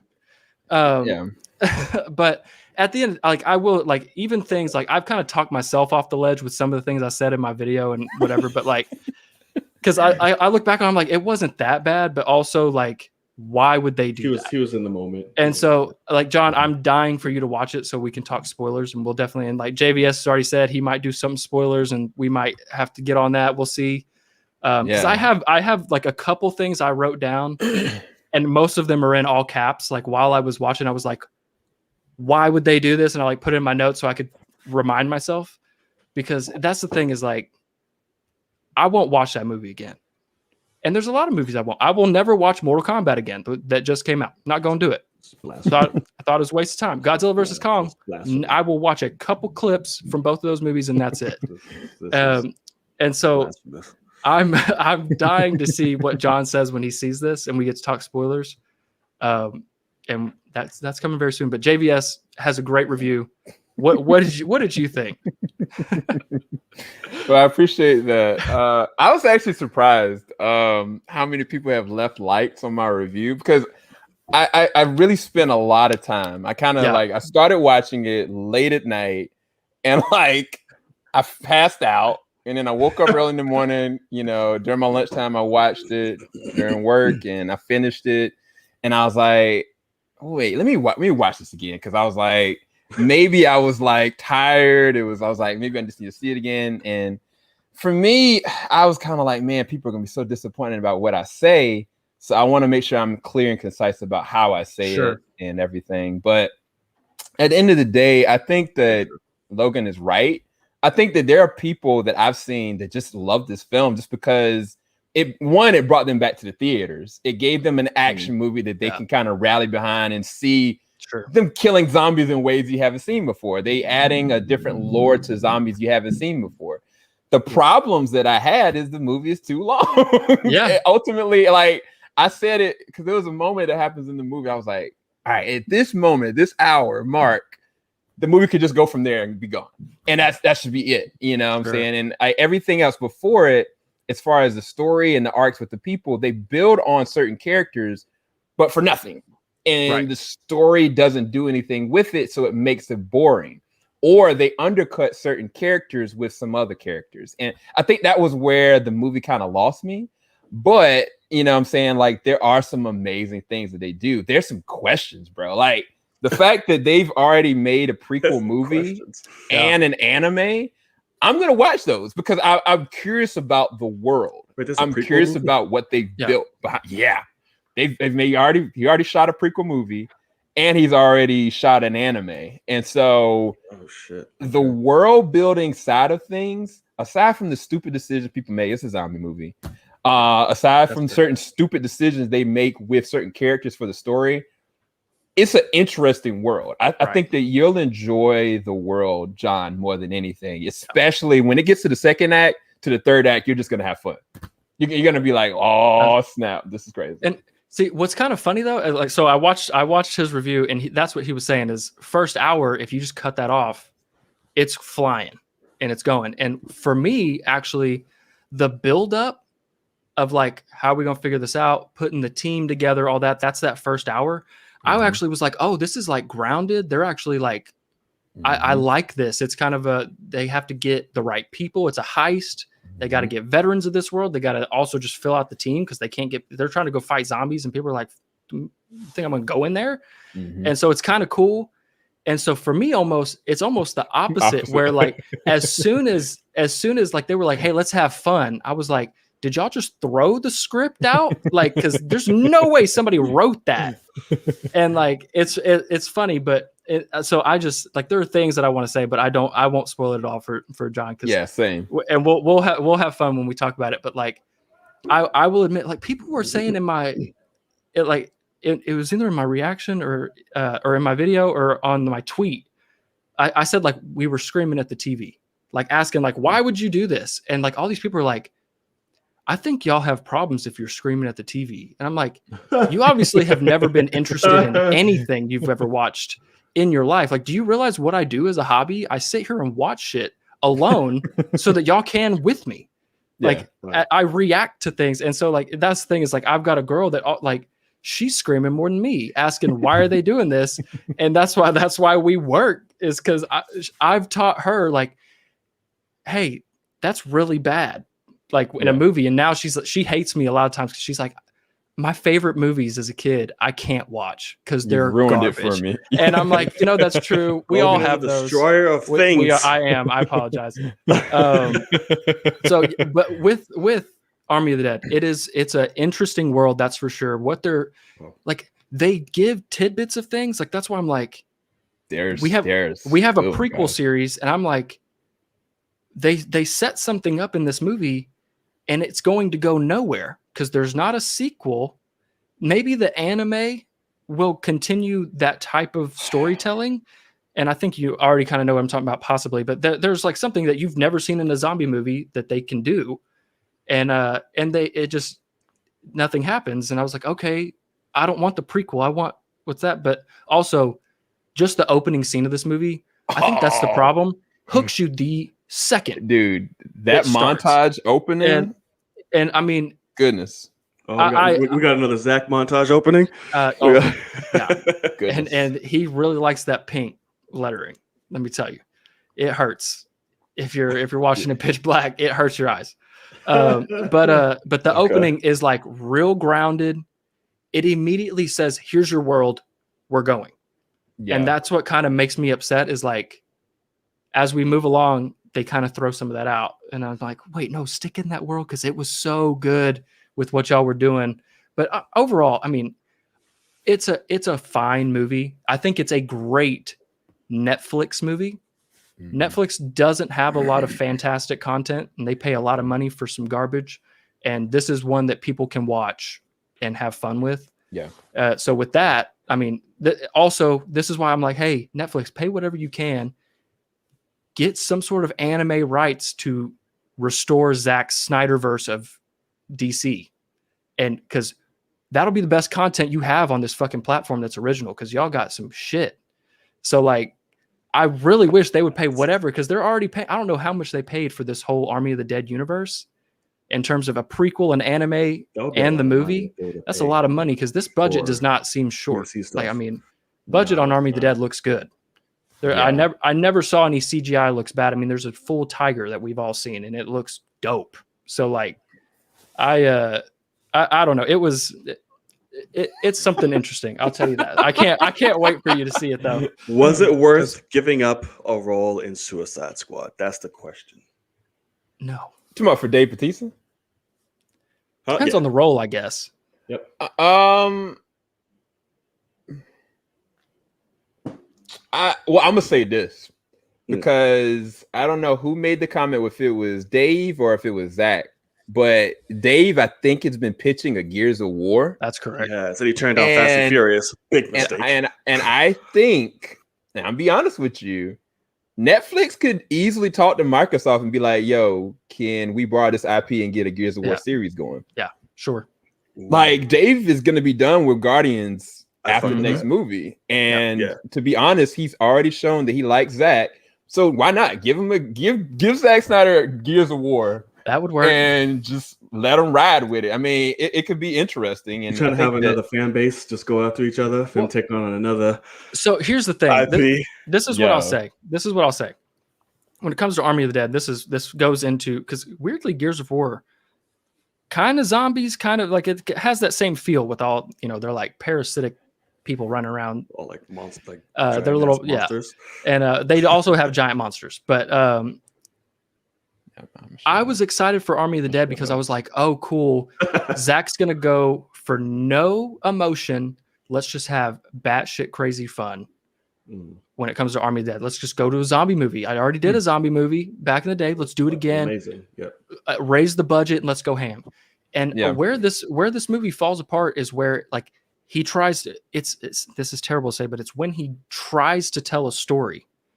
And it just crumbles because he's like, never been a strong suit. He's like, I need to throw this in there because it's a story beat. And it's like, you haven't prefaced anything about this and you're just throwing it in. And so I really do think there is a hour and 45-minute Army of the Dead that is the craziest, funnest movie that does not slow down at all. And it would be awesome. Like, that's the director's cut that we need, is somebody just recut that and cut out every tiny bit of, we need the BVS theatrical version of where they cut it way too quick and just, go. Got it. I might do that. I might legit do it, bro. I might make the opening montage like Guy Ritchie, introduce all the characters and just go from there. Right? As soon as they go in, and that's what I'm going to do it. I'm going to do it. Because right now. like literally get them when they go in. Like, that's where the movie starts. You're already on a fantastic trajectory. So I'm excited for y'all to see it. I feel bad for people that like we're talking about it and nobody really has seen it unless you've been able to see it in a theater, because I don't have it playing in a theater even close to me. It's playing in mine, but I haven't gone yet. But I don't think it's worth the theater. It's all that great. action and craziness on a big screen. No? So I'm gonna disagree just because there was something about me There's something about me watching this by myself in my basement. I got a fairly big screen TV, but I can imagine watching this with friends, especially the second to the third act, and just like with all the sound and all the IMAX. Like I want to see it on a big ass screen. I think that even some of the critics that I've seen on the West Coast that seen it, they enjoyed it so much more because they were actually in the theaters. I'm not saying that they liked it because they were in the theaters, but it could be. I don't know. I don't know if you saw my tweet, John, but this is something also I've heard, because people dog me for 2 days straight, and I thought it was hilarious because this is my most viewed movie review because there are literally Twitter accounts that are like, they're made to shout out people that are dogging Snyder, and they only hate Snyder. And they were retweeting my shit, and I was getting views out the ass with people going, "I saw this, and you're so right." And I'm like, well, are y'all as retarded as I thought? Apparently. But anyway, it's I don't know. I won't talk anymore. It's fun. It's funny. It's funny. I'm so excited for you to see it. All right. Well, I'm posting a link for you guys to come on. JVS is completely up to you if you want to stick around for the questions that they have, or if you have to go, whichever one, to stick around. Both options. Well, JVS, thank you for coming at all. This was awesome, fantastic. Yeah, man. And for sure, man. I've been meaning to try to get on one of you guys Tuesday. Right, Tuesday always catch them crazy late. for me. Yeah, dude. And I got to look at Lois and Clark tonight, to be honest, but it's all good. I forgot that it came back to that, so I'm like, okay, I have to get the torrent. Yeah, I can stick around for a little bit. Okay, cool. Bet. Well, y'all. All right. So I put the link in the the live chat. So here are the rules again. The link goes up in the chat, which it is now. We will bring you on. You will ask your question for us three now. You ask your question. You'll give your statements, your thoughts on the question, and your thoughts alone. Don't try to get cute. We want to keep it fair. And then you will be with love. Removed. Hugs, kisses, smooches, all of that. We love you. We want to be fair to everyone that's in the waiting room. We do not want to take up anybody's time who is waiting, because we ain't like that. All right. So do we have people in there already? We do have people in there already. Yes, we do. I'm checking Twitter now to see if we have anything on the hashtag. I doubt it, but I will check it anyway. Keep faith. So the last thing I wanted to say, I don't know if I finished it, but like I think Gears of War fits perfectly for Zach in the sense of how crazy it is. And Gears of War has great storytelling. It really does. Those movies those games could be movies. Games are really great. But I think he could have a lot of fun just going absolutely batshit crazy with the Gears of War franchise and not trying too hard on the story. Give it do the basic, you have do the thing where you have a team, and then later on you have a son and a father, and if you could actually knock that out, it could work really well. And just don't try to get too emotional, because he doesn't do that very well. Right. People want to do Dragon Ball Z too. Yeah, I think he needs a good writer. So one of the things with Dawn of the Dead, it works so well is that freaking James Gunn wrote it. Right. And all he had to do was just direct it. And that's why them two together is insane. Right. And so that's beautiful.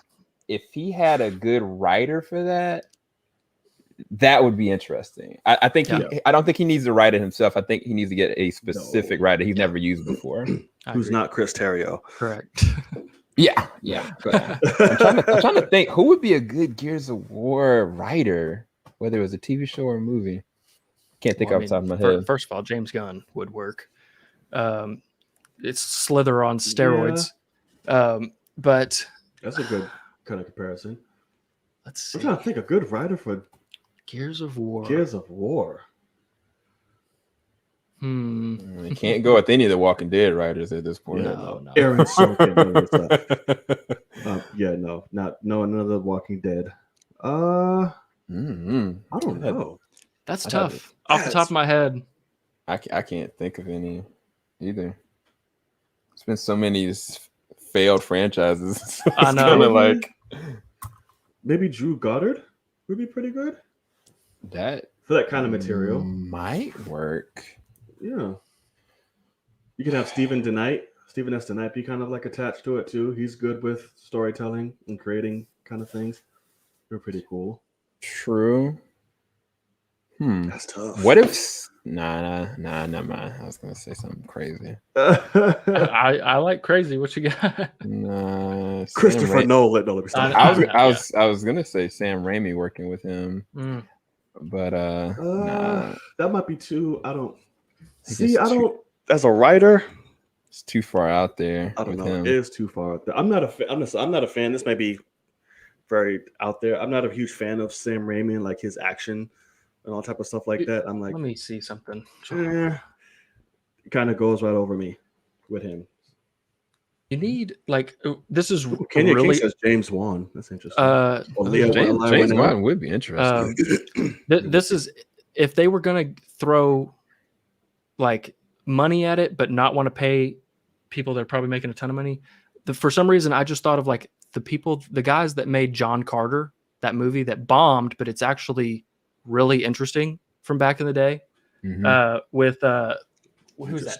Taylor Kitsch. You just started worse. John Carter.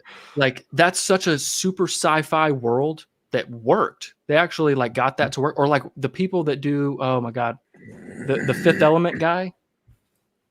And he made that one with the Cara Delevingne.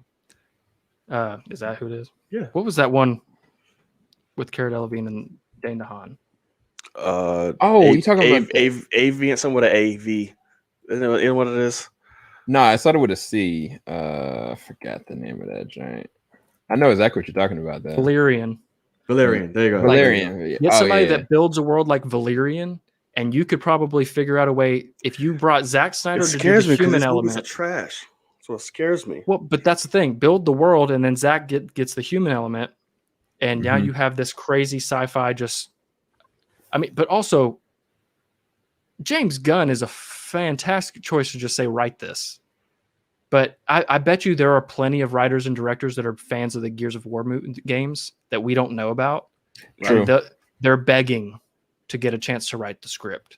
So like, because that's what I actually would say is get a fan. Like somebody put in Dan Harmon from Rick and Morty. You know what? They're smart, dude. I'll give it to him. Yeah. I'd give it to him quick.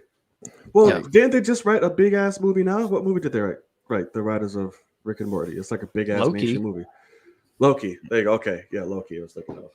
All right. Okay, sure. We'll see. I'm gonna have to think on that to see who. That's a good question though. For sure. Yeah. Logan, you have a task. Oh God, what's the numbers?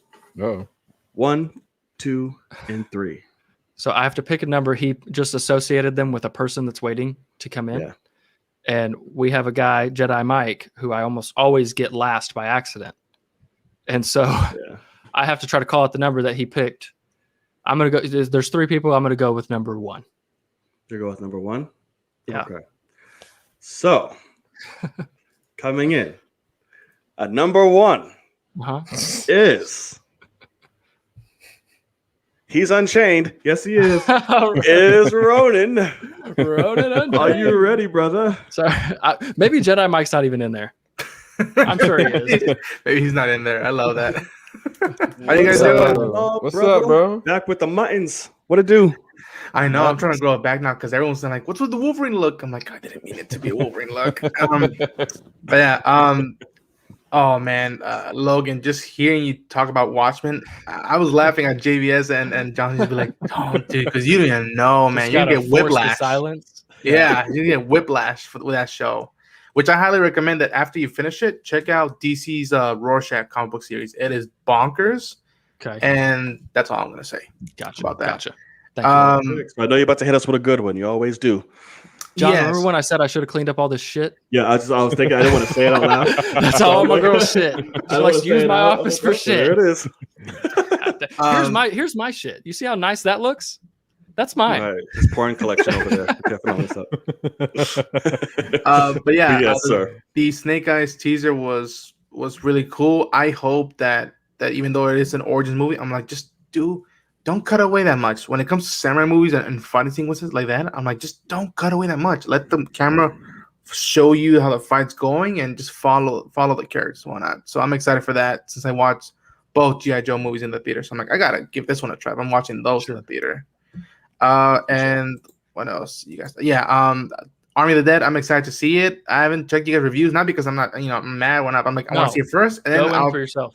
Yeah, because I own Sucker Punch, and I like that one. So I have different ranges and feels of Zack Snyder. So we'll see how that goes. But my question is a technical one. I'm looking to buy a new camera. From all three of you, what do you guys recommend for me? For this, for streaming, for recording, for vlogging, what's your take? What's something that you like? Oh, you better like suited that for you two. So I will let you do. Okay. That. I'll let y'all handle that. Go right ahead. ABS, do you know what you use?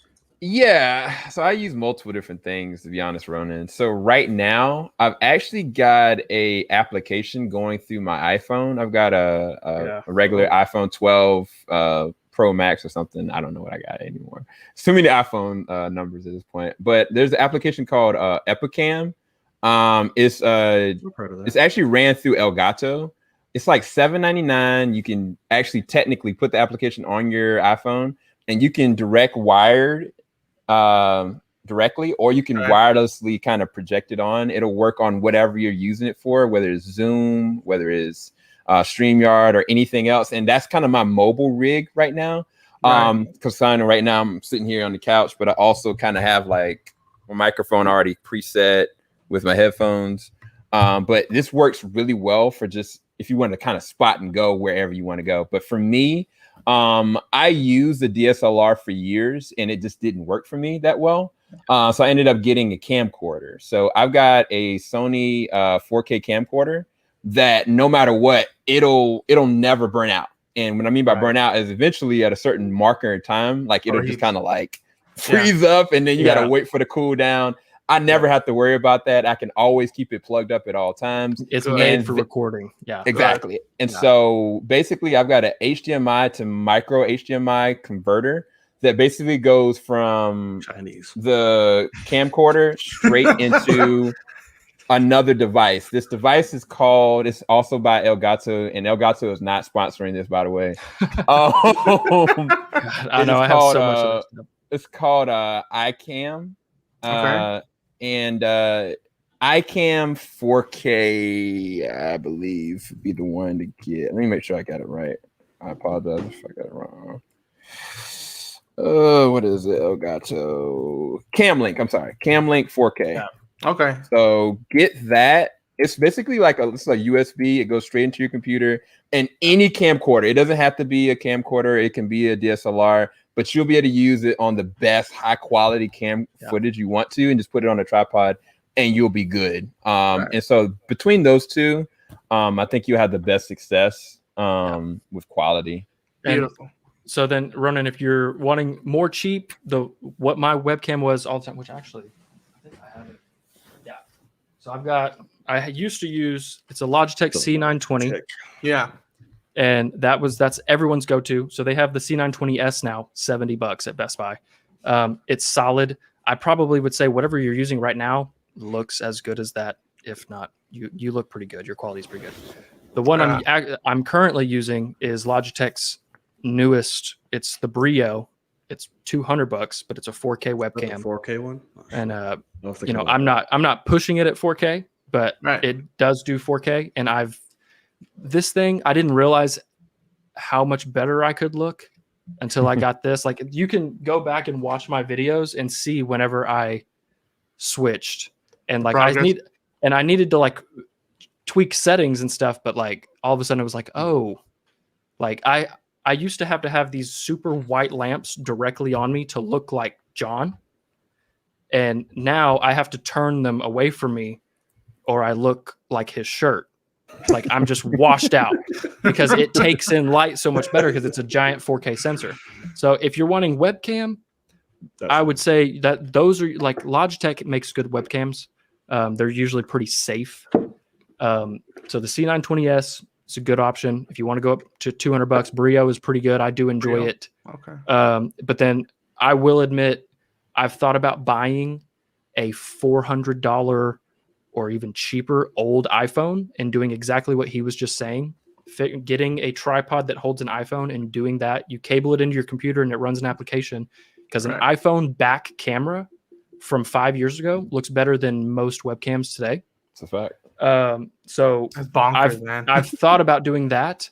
And then also the camcorder thing. That's what, like, if you're watching people on Twitch that stream video games and they look really nice, they're using a designated camcorder that's like $2,000, and they use the cam links and all that, and they look incredible. And I don't have that budget yet, but if you do, if you do, it's solid, because that's the thing is, I started my YouTube channel back in the day with Homegirl. We used her DSLR photography camera, and it was a thing of like, we're watching a 30-minute video, it would just go ching, it just shut off and say, we got to cool down. And we're like, oh no, like, I'd have to edit it together and like all that. And it was terrible. And God forbid I look up and it's been dead for 5 minutes and we've just been watching and just throw the whole video out. So wouldn't recommend a straight up DSLR because they're not made for it. Yeah. But you have a very wide range of options. But I will say, if you aren't dying for one right now, you do look great right now. Yeah, that's the thing that even looking now, I'm like, it doesn't look too bad, but I'm always got the itch in my back. I'm like, I hear you. Do it better, whatnot. And it's like switch something that's gonna last and won't overheat, because that's the one thing that I'm freaking out. I'm like, if I spend $1,000 on something, is it gonna overheat? So what I'll say, what do Mm-hmm. you have? It looks like you have like a lamp. Do you have a lamp on you? Yep, just on this. I hate to interrupt real quick, Mr. IT, but we do have a waiting room, sir. Okay, sorry. More people are coming in. Yeah, I would say lighting is more key than a great camera at first. So if you want to get, because like John was just complaining about his lighting, he's blasting lights in his face right now, and he looks like that. He looks great, but he's probably blind. Taken advantage of. So just weigh your options and figure that stuff out. Figure your budget out. You're not going to make a bad decision, because we are in 2021. Hard to buy a shitty webcam nowadays. Yeah, and Ronan, just hit me up on Twitter. I can give you all the information for the links and stuff. Right on, JBS. I will do. I'm useless. All that shit sounded like gibberish to me, so I'm like, all right, so that's fine. But all right, so Ronan, that was your main question, right? That was the question. Yeah. Alrighty, let's make sure we got it in cheaping you out. All right. But where can the people find you? Be sure to plug yourself. You know what we do.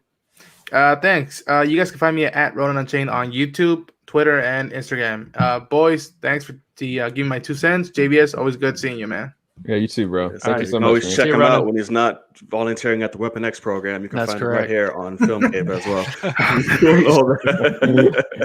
All right, brother. Thank you for stopping on, man. See you next week. See you guys. All right, how many people we got? All right, Sir Logan, you have 2, 3, and 4. 2. And coming in at number 2, we have Jedi Mike. Hey, let's go.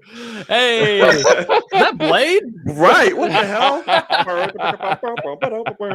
Bring up my gloves. What's up, man? What's happening? The day walk, man. Right. Some motherfuckers always trying to get uphill, man. Yeah. Hey, JBS, how you doing, man? Yo, what's up, Jedi Mike? But yeah, so in terms of going that question, the IT guy just came back in. But I just got a ring light because I took to work on the channel and everything. Yeah. I got the information about the camcorder that you were talking about. I was doing that same thing. But yeah, he basically asked my questions because it's more a technical thing. But yeah, but I'm just like getting everything in order. But going to the question I have, Miss Emily Blunt.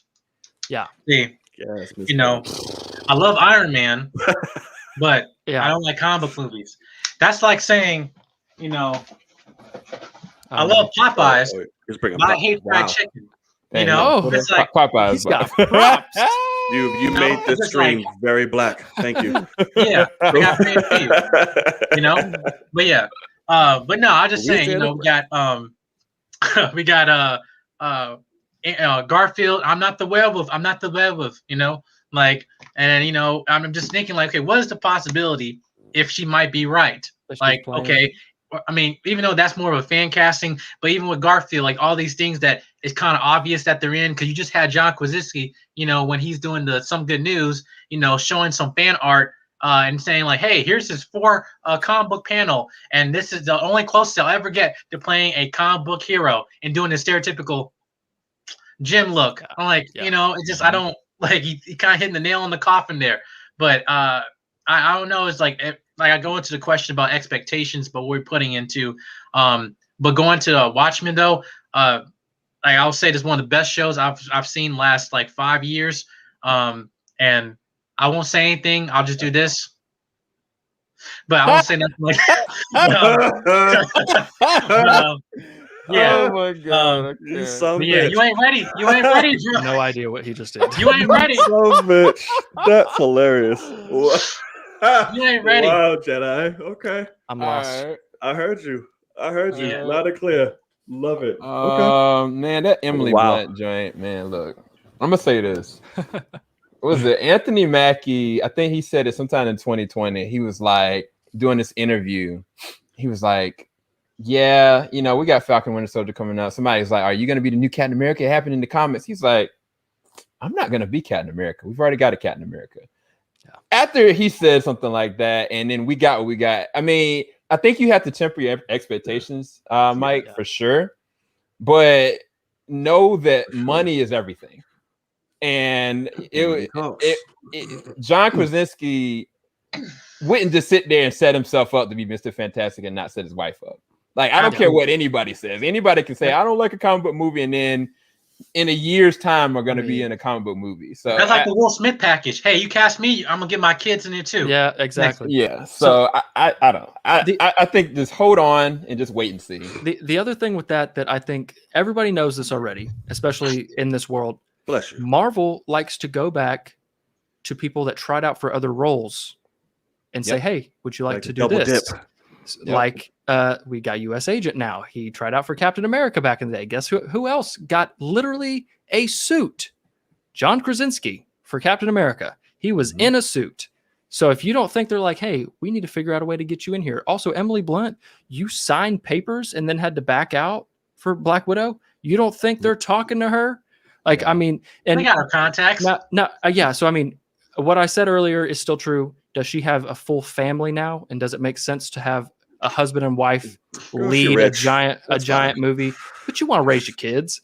And so I get it. Already. She might be out, but also like if she's still trying to push an Edge of Tomorrow too, she's gonna have to get ripped for that. So she could get ripped for some Fantastic Four, and it's the same amount of work. So like I think she's gonna get paid a lot more for some Fantastic Four. But absolutely. Especially, I thought that before we got John Watts, which I think he like, all right, cool. He's like the family friendly with the whole Spider-Man franchise. But I thought, like, hey, get John, you better get him to direct that mess too. I mean, like, I'm seeing Quiet Place 2 next week, and I'm seeing Army of the Dead tomorrow. And like, you guys, like, I saw your review. I'm just like, damn. I was like saying, Mike, you come on, man, we gotta go back to the theater. I'm like, no, man, I just go see Cruella or something, Oh, I'll take Army of the Dead before that. I'm hearing Cruella's fantastic, so I'll pass. All right, maybe I'm sure you will. But, right, right up your alley there, buddy. I've got to see it. Yeah. So I'll let y'all know how that is. Yeah. I thought Emily Blunt would have been a bit better Captain Marvel, to be quite honest with you. I agree. She for sure. Yeah, I think so for sure. But all right, Jedi Mike, that was like your expectations was like your question? Well, yeah, it was more of a technical question, but then me and Ronan and once I get the channel situated, I'm gonna contact you, Duke. I got some ideas I think we want to share off with you, man. I know you're probably watching, but I feel like this community, man, I'm just like I've been watching since I was in middle school and watching you guys and everything, and even to I don't want to comment on Night, not to take any much time, but just on your posts you made recently on your Instagram and stuff. I just encourage you to stay on the trial, everything. Because listen, all that stuff that's getting, high publicity, that's why we're living in a fallen world. Because I know integrity and authenticity is not what seems valuable anymore. That's why, like I said, don't even pay attention to subscriber count. Like I've watching JVS for years, and I've seen people have way more subscribers than him, but yet the quality has never changed. But yet, but he based on integrity. And I respect him. But you guys too. So just stay on track, dude. And I'm just saying, don't even pay attention to that mess, man. Honestly, that's from the heart. Appreciate it, brother. That's much love. Whenever I go through some shit, he's one of the ones that is there to kind of help me out. So I appreciate that, brother. Thank you. That means a lot. Absolutely. All right, Mike. All right, man. You be easy. Stick around. Keep the convo going, and I'm sure we'll see you next week. Yeah, hopefully you won't be last. See ya. Yeah. 2 weeks in a row, I got you. Yes. All right. Good. So you have 3 and 4. Simple. Three. Okay. Coming in at number 3 is Sir Tyler. What it do, brother? Hey. What's up, guys? What up? Oh, wait, should I do this? Thank you for being patient. There you go. Oh, there you go. Nice. Much better. It didn't change. There you go. Thank you for being patient, brother. What's going on? Nope. Not much. We had close to a tornado. We had a tornado warning yesterday here in Lubbock, Texas, so that was wild. Oh, you're in Lubbock. What's up? Okay, I see you. Oh, hi. Yes, sir. Yeah. I really appreciated Ronan's question because that is something that Logan knows that I'm trying to do something different. And I just really didn't know what to do. I have the other account set up. It's not the one that I've been, commenting on, Logan's page or your guys' page, but I just don't know what I'm doing. But I'm slowly figuring it out, especially with what went on. So I just really appreciate it. For sure. My question is not going to be something too serious, but just kind of a little silly, and it'll be quick. So so in Worlds of Zombies, since we were talking about Army of the Dead, I'm gonna exclude The Walking Dead because I feel like that's way too easy. But World War Z, Army of the Dead, The Last of Us 2, or The Last of Us in general. Yep. And for JVC, right? JVS. JVS. So sorry. JVS, I'm going to put in Attack on Titan. Oh. What world would you guys prefer to live in? Oh my gosh. Well, which one would you pick before? Get your thoughts on it while we thinking. You know what? I'm gonna take The Last of Us world because in The Last of Us world, so I know I'm gonna have to deal with bloaters, shamblers now, and rat kings. But at least they don't crawl on top of each other to try to get to one person. And then I'm not gonna go into the world of Army of the Dead. I haven't seen the movie, but I saw the trailer.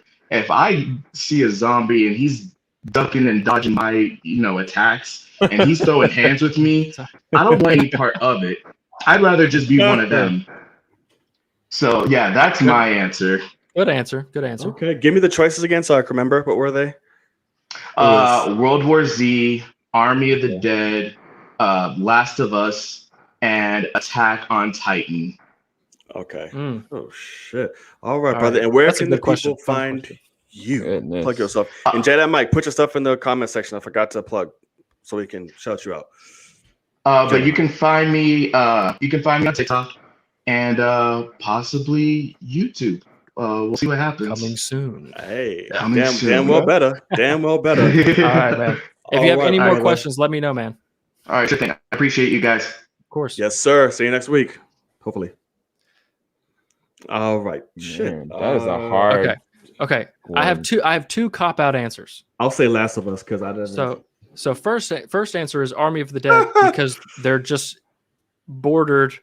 Oh yeah, that is my favorite movie. Yeah, that whole time. That and BBS. The whole time, right. But my two cop-out answers would be Army of the Dead because they are surrounded, like they're stuck in Vegas. So you still live a normal life for the most part. I never wanted to go to Vegas. I don't have any money to throw away. Other zombie world that I would actually last in, and it's because there's someone like me similarly in the movie that's also a cop out, is like Zombieland. I'm like a skinny little Jesse. Like, I mean, I could probably survive if he can survive, I can survive. So I would use one of those two, either live a normal life in Army of the Dead, just don't go to Vegas, or I probably could, because the zombies in Zombieland are just slow and like they're like the typical zombies. But yeah, Army of the Dead, you don't want to get. Aren't they running like full flats? No. In Zombieland? Well, they're running all over the place. But you got to have cardio. That's like rule number 2, isn't it? In Zombieland, you got to be able to run. Like you just outpace them.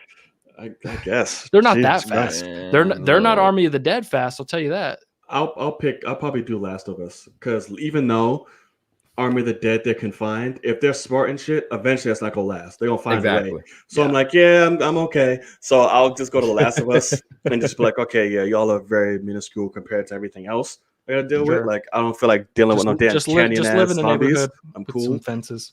Yeah, exactly. And that's it. Then call it a day. Be peaceful.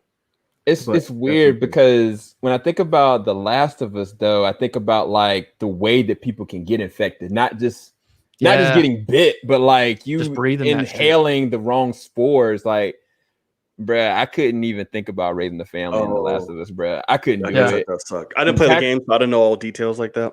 Attack on Titan, I would never want to live in that world ever by any circumstances. Never. I'm okay. Ah, man, this is hard. I think that I would play it safe like Logan. Like, Zombieland would be the most safest.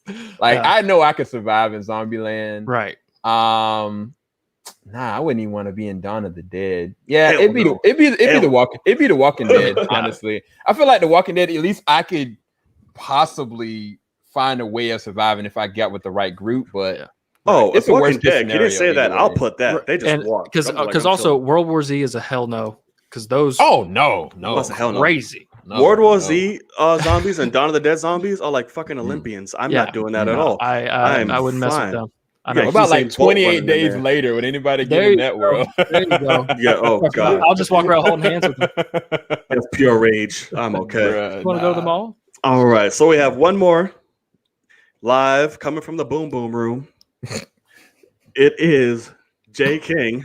Oh my god! What is up? Last time it was red. It was red. So he's out of the red light district. There's no OnlyFans today. He's back in Sex Conda. Oh! Back, what was that? I thought something changed for a second. It looked blue for a second. It did. It did change blue for a second. Okay, I take that back. Poltergeist. So, all right, we're about to. You're not even in control. It's getting a little different purple. Is that the Thanos gauntlet somewhere in the background? Yeah, he's got the Iron Man. A mini one. The nano. Oh, okay. That's exactly what I have right there. It lights up. It's meant for you not to see inside the sex room. It's supposed to be dark. So it's like, you don't know what's going on. But anyway, what's going on, man? None here with this. You got the necklace too. I see it. Stood up, and the Moyo beads as well. You got the Moyo beads, the necklace, and Edith shades. I can't with you. Go ahead. Okay. Really? They're gonna just change. It's mood lighting. We're in it. Let's go. Yeah. Right. Okay. All right. So I'm not gonna lie. I just got here. But I did see most of what you guys were talking about. I have not seen Army of the Dead yet. I plan on seeing that either at the end of this week or this upcoming weekend. The whole Emily Blunt stuff, I mean, people have said shit and then it'd be a lie, so who knows? I guess we just wait out and see about that. Bunch of other shit going on. Life will always have news for us. And of course we're all awaiting more shows to come. By the way, I'm so glad that the superhero community got a big win at the MTV Awards. Elizabeth Olsen and Anthony Mackie bringing home those awards, and Catherine Hunt bringing home those awards. I'm so glad, because you know how award shows do superhero movies. Yeah. That's also true. That's also true. Yeah. So my question is along the lines of Fantastic Four, but it's not with the whole Emily Blunt thing, because I think we've had a lot of conversations about that. I think that the question I want to talk about is, if with the Fantastic Four coming, how on earth would they bring it in? Because remember, the Fantastic Four is known as the first family of Marvel. They're one of the first ever superhero teams. How do you do that while still holding on to that mantra? How do you bring in them after already having the Avengers, the Guardians of the Galaxy, all these different characters? How do you make them the first family? Got any ideas? Well, what you thinking? Well, before it was announced, I didn't know if there was a way, but then thinking about it, we introduced a certain concept with the events of Ant-Man and the Wasp, Endgame, and of course Quantumanium coming up with the whole quantum realm. What's to say that back in the day, in between the times of Captain Marvel and Captain America, that the Richards family either went to space or went through a dimension, whichever one, be it the main universe or ultimate universe they want to adapt, and they got stuck in time, and then all of a sudden, boom, they show up in present day, and they're like, wait, all these superheroes? Half of y'all disappeared for a while? Yeah. We were gone for how many years? They could do that, where they basically are still kind of, in a way, the first family, just the first family, but also lost in time. And the first movie brings them into present day. Very interesting. Okay. We definitely shall ponder. That is a very good question, Sir Sexconda. But you need to chill. Where can the people find you outside of OnlyFans? Okay. So you guys can always find me on Akasan Streams, aka SAN_plays. I'm always there with him. He's not on yet, but I imagine he will be on soon for the return of Superman and Lois in the Flash. Otherwise, you can find me on Instagram, JKing_ZIO. That's my main account. I also have a second account, Amazon Arch J King, which usually I don't have stuff on there, but last week I finally did post something new on there. I'm just sweet. See, I don't know if y'all can see that, but it's kind of a rendition of that iconic J. Scott Campbell Black Cat picture, which he had a contest. He had a contest to see if people can redraw it. So that's a new thing on there. Otherwise, you can find me on Twitter on JKing_01. Again, just mainly, repeats, retweets and, posts and shit like that. Not that much, but again, things might change. Otherwise, I'm here in my little man cave, trying to survive, changing things up. I recently, this was actually here the last stream, but I didn't get to show you guys. I actually got this. Oh, wow. Yep, Agent Venom. Oh, that's pretty dope. That's dope. Hey. Yep, resting on top of my PS4 for right now, and I'm still changing things. I just got something in today. So, the room will forever be changing. Well, like the colors. All right. And before I go, because it's actually a good thing this happened. JVS, it's a good thing you're actually here, because I did not realize we actually met one time. Oh, really? Yeah, you're his son. Congratulations. This is not a coming to America 2 situation. I can promise y'all that. But it was a couple years ago. They were doing the Miles Morales young adult novel. Oh, with Jason Reynolds. Yeah, Jason Reynolds. I actually was standing right next to you, and I had no idea. Really? That's really funny. Look at that. Look at God. Are you in the DMV area? Maryland, yeah. Nice. Nice. That's what's up, man. Neighbors. Look at that. Film cave bringing people back together. Wait, that's Mike said me too? Reunion. Huh? What? Jedi Mike just said me too. Yeah, Jedi Mike is he's in the area. Oh shit. He's in the area too. Look at that, man. This is the world. That's a DMV community. There you go. And see, that's the thing too. This is Texas sucks because Tyler is in Lubbock, Texas. I'm right in the center of Texas. We're still 6 hours away from each other. So fuck y'all. I bet y'all are all closer to each other than that. That's kind of ridiculous. And y'all are in different states, I bet. So I still can't go see him. Well, I'm here with me, myself, and I in New York. So it's great, I just go across the street, turn around, then come back, and still just me. So it's all right. There you go. But anyway, still just me. J King, appreciate you stopping by, brother. Good as always. Oh, he did the glasses too. All right, then. But man, but we will see. You guys know where to find him. Make sure you go show him some love and support, as well as everybody else that came on. It was our guest today. Make sure y'all do so. Till next time, brother, be safe. See you, man. Wear protection, and we will see you next week. So his question's one that I've thought about a lot, and he kind of is on the same route. Like the idea I heard a long time ago was if it's kind of a play on Captain America still, but like if Fantastic Four was in like the 60s and they got stuck in the quantum realm at the end of their movie and they end up coming back through at some point. But I even also like the idea of multiverse thing. They could also add that where they were on a different Earth and had that happen. So not only is it a time difference for them, but they're like, y'all don't even know who we are type of thing. Like I feel like that could be an interesting thing, but I mean, hell, I don't know. I don't know. I wouldn't want another. I wouldn't want another. Those fish out of the water, whatever. Right, fish out of water. Yeah, scenario. I wouldn't want another. I think we've done it so many times now, but it's like technically, if they would have come in to the MCU just regularly, they still would be the first family. Yeah, superheroes that we have, because nobody else is. This all. Oh, we just happen to come together, like. But nobody's been a family yet, so technically it still would be true. They're not the Torettos. Nobody's the Torettos.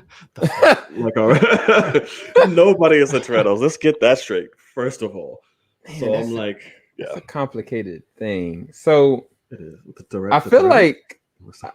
I really feel like Feige is going to do something completely different. I mean, unfortunately, they couldn't start with them because they didn't have the rights. So I think that they're going to have it be a situation where the Eternals are going to play a role into this. Captain Marvel's going to play it. Because, I mean, the cosmic rays is what gave the Fantastic Four their powers. But it was weird because back in the day, they were considered mutants. Now they're considered mutates, I believe. And so it's like they haven't introduced the concept of mutates or mutants yet. Right. And so I think that they are waiting to give us that. But I think Eternals is what's going to lead us into that, where it's like, okay, you have people that, are scientists and they were in space and they got these cosmic abilities. And then you've already got a space station with Sword up there. So it's kind of like, yeah, they were the first family, but just having them a part of it, I think is going to be the concept for Kevin Feige, because the way that he treated Spider-Man, I mean, it's not the conventional way. And it still worked for the general population because they didn't want to see the same old story told. We've already had what 3 different Fantastic Four movies, well, technically 4 if you think about that bad one back in the day in the 90s. So I think that he's going to do it in a way that's just going to complement them so they can be useful to I think Sword definitely is going to play a big part in that for sure. I am a little nervous that like they might be going all in at the same time, because you also got to remember we're getting Miss Marvel, which is Tyrion Mist. Yeah. And like you have so many things going around where you could maybe make it to where instead of cosmic rays with Fantastic Four, you add them into that, and like but I don't know. There's so much going on that I'm surprised. Like I almost think stretchy bastards. Maybe I almost think that we're not going to get mutants for a long time, because if we do, they're throwing everything in at once. But I do think the Eternals is what is the seeding of mutants. So we'll see. Maybe it's hard, because I was going to ask you guys about something. I think this is a really good place to bring it up. So Spider-Man comes out in December. Mm-hmm. Venom comes out. Is it November or is it October? Can't remember. I know it becomes before December. It comes out before that. And you got Eternals, Venom, Doctor Strange 2, and Spider-Man, and these all are revolving around a multiverse scenario. Mm-hmm. And I think the multiverse, whatever comes of it, is how they're going to introduce the mutants. It's going to be connected to Eternals, but I feel like this is the perfect point and shoot, because otherwise, like Logan said, it's going to take years for them to even introduce something like a concept of Logan. You know what I'm saying? In the MCU, I'm talking about. So I think that the multiverse is going to play a role in how Venom ties to Spider-Man, or how Doctor Strange 2 ties to Spider-Man, or how Eternals ties into mutants, or vice versa. I think all of this is an interweb that I'm praying for later on down the line, 2023 or 2024, Avengers Secret Wars. I mean, I think that's a perfect slam dunk if you introduce the concept of multiverse. And so I think all of this is leading down that route, the more cosmic you go, because that's as far as you can go. Secret Wars. But I don't know. I was going to pick you guys' brain with that because I didn't have time to really think about it, honestly. And that's a lot. That's tough. It is a lot, but I think that might be the best kind of way to kind of handle it because we are far away from some shit. So it's like there's so much buildup that has to come with this. And it's like you have to make sure you play it smart. You make sure you don't recycle the same stories and all that. There's so many ways you can run into that issue. So I don't know, man. That's tough. So I can't say like if this was 6 months ago, I was for some reason dead set that in the season finale of WandaVision, Wanda was gonna go crazy, send off a giant set of rays of a beam of her powers and cause mutations and create mutants. And I thought that was going to be the way they did that, and it didn't happen, and that's fine. And I don't know how the multiverse thing is she even a part of Multiverse of Madness because she's the cause, or is she just a part of it because she has these powers? I don't know. It seems like it's a two-handed foe. And to comment on that though, there's something that happened in WandaVision. I never got to really talk about it. When she got her powers from the stone, they showed her how she got her abilities amplified by the stone. Yeah, right. But they didn't explain how Pietro got his powers amplified by the stone. Yeah. And the whole concept of that to me was like, okay, both of them have a mutation. Right. Yeah. But they didn't touch on it because they didn't say anything about Pietro. Because not even that. But will they technically call that a mutation because they're witches? Like no. So she inherently is a witch, right? Because from a cosmic standpoint. But when they were getting tested on, all the test did was unearth what was already in them. Right. The problem was the show focused so much on her. We didn't see over here. Pietro got the power of speed. How? So it was something in him. The other thing about it though that you got to remember, and I will admit, kind of a negative for me with how quick they did this, but you get to see the scene where the bomb comes in, the Stark bomb, and they have to watch it for however long, whatever. Right. She's 9 years old or something, and all of a sudden she's like, "You did a probability hex on that, you son of a bitch!" Like it's like you did that, and you didn't even know it. So she already is she a witch? Sure. Is that a mutation? Probably. And can you learn to control it more? Yes. So and then does an Infinity Stone make you the Scarlet Witch? Yeah, it really does. It's a big power source. So right. I do think, because I think that's the point, is they have something in their genes to where they're the only two survivors. There's a reason why the two family members happen to survive. I mean, I think that makes sense, but it seemed like that shit hit them directly, so that's also probably why. Yeah, that's true. That got smacked right in his eardrum. But before we want to bring in one last person, and this is the first. It's your homie, Oh, he finally got. Hey, what up? He finally got. What is up, man? What's good? What's good? How you doing, Deb? Man? First off, I don't want to hear no shit from Logan. About. Yo, you already know, bro. About me coming on live and stuff, whatever. Oh no, you can't. You finally. Oh my god. But no, hey, I'm proud of you. I appreciate you. I appreciate you coming on here. It's about time. It's about time, man. It's been a long minute. I had a broken phone, man. It's all right. I got you. But to answer y'all's, because I really didn't have a question. I just want to show my face. There you go. But hey, we welcome it. It almost sounds like they're trying to do to Scarlet Witch what they did with Namor, because Namor is three things: he's a human, Atlantean, and a mutant, right?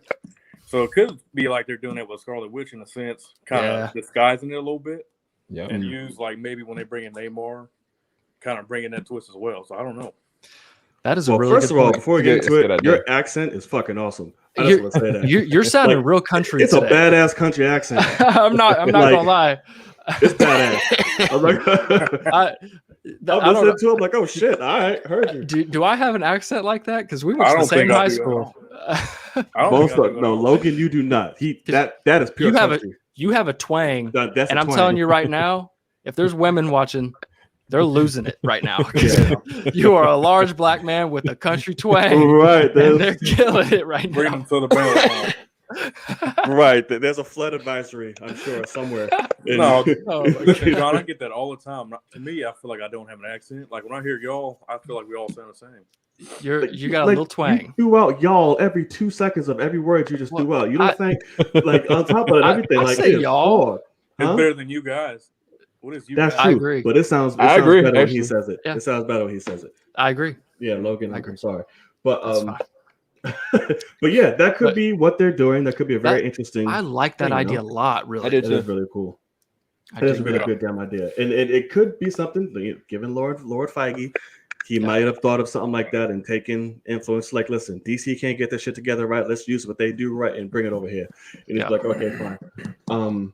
And also, like in Age of Ultron, they actually hit on it when they said the reason why those two survived because they had a special gene to allow them to survive. Yeah. So they've already hinted a little bit through the dialogue. You just got to, kind of pay attention. And I think, like we were talking about, this stone amplified what was already there even more. So I dig it, man. I think Yeah, that that works. is dope. I think that really works, like, for sure. Because, like, that threw everyone for a loop. It's like, oh, shit, she already has powers? Like, what? Right. Like, Yeah, exactly. that was recon. That's like, oh, we got rights now. Okay, let's go back. Mhm. Let's go back and act like this is a whole thing. But Well, yeah, stuff but like I this- love that idea. stuff like that they've had in the plan for years. So to us, it seemed like it just happened, but they've Right. been talking They've about known. it for several years. Yeah. Yeah. Well, that's also true. All I hope, this is just me personally, but I'm glad they didn't retcon to where like Magneto is her dad, because I really want Magneto and Professor X to actually be like Malcolm X and MLK. Yeah. Race swap them, and instead of the Holocaust, make it the civil rights movement, and I will lose my shit because that is such incredible storytelling. Please, God. Scarlet Witch is her own thing. That's fine. Her dad was a mutant, sure, but do Magneto and Professor X different.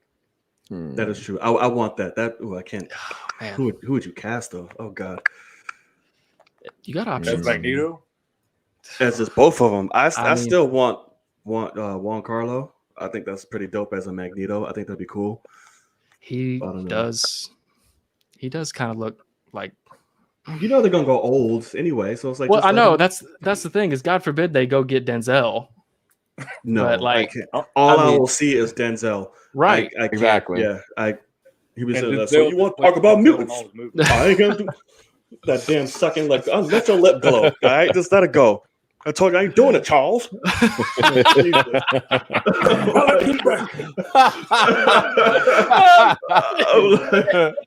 Oh my God. can't. The whole time I'll be so Oh, y'all are confused. Oh no, that I'm was like, good. oh. Right. I'm like, stop out of here. That's funny. That was good. Oh, That was good. Okay. Oh man, well, yeah. Devin, you did a great job. You came in You and did. you answered a question that one of us came up with. So you did a great job coming in as a guest. Right, Instead of reverse asking a question, psychology. you gave us a great answer. So Right. I Yeah, that was appreciate really it. good. I mean, I'm You did. always listening. I'm always shooting texts. Yeah. I got the Twitter fingers on the live. So I All right. agree. I agree, Aka. There you Yes. go. Yeah. That's right.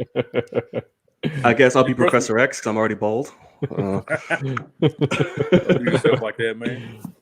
That's hilarious. But Logan, do you have a question for me? Because I know my stuff. So Well, no, I'm not going to just immediately dive bomb you with a question. no, me we can have a see. conversation. It's all right. But my real question is, when's the next movie we're going to see? But I don't know because I'm going to be out of town for Quiet Place. So I don't know. Oh yeah, Black Widow. I'm ready to Black- see any movie. All right. Probably Black Widow. That's when we'll see each other. Are y'all still excited Fast for and Black Furious. Widow? Yes. Yes, absolutely. Absolutely. It's going to, I think it's going to start the Thunderbolts. So yes, Okay. Okay. So you're looking for the future, not Right. necessarily. they're going back in the past to seed something for the future is what I believe. Oh yeah. And also give us a new Black Widow. that too. So Right. I'm happy to see I'm her ho- finance I'm again one hoping- last time and to see the future. that's Yes. correct.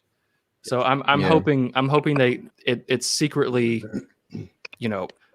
God forbid they say Taskmaster's, oh, he's a mutant, and something, and like all of a sudden you're like, what? Okay, they're really That's going another there. reason why I really want to see. I want to know So- who the hell Oh, yeah. Taskmaster is. Yeah, well, we all know he's that black guy in the posters just standing there, but like they're acting like he's just not some. They don't know.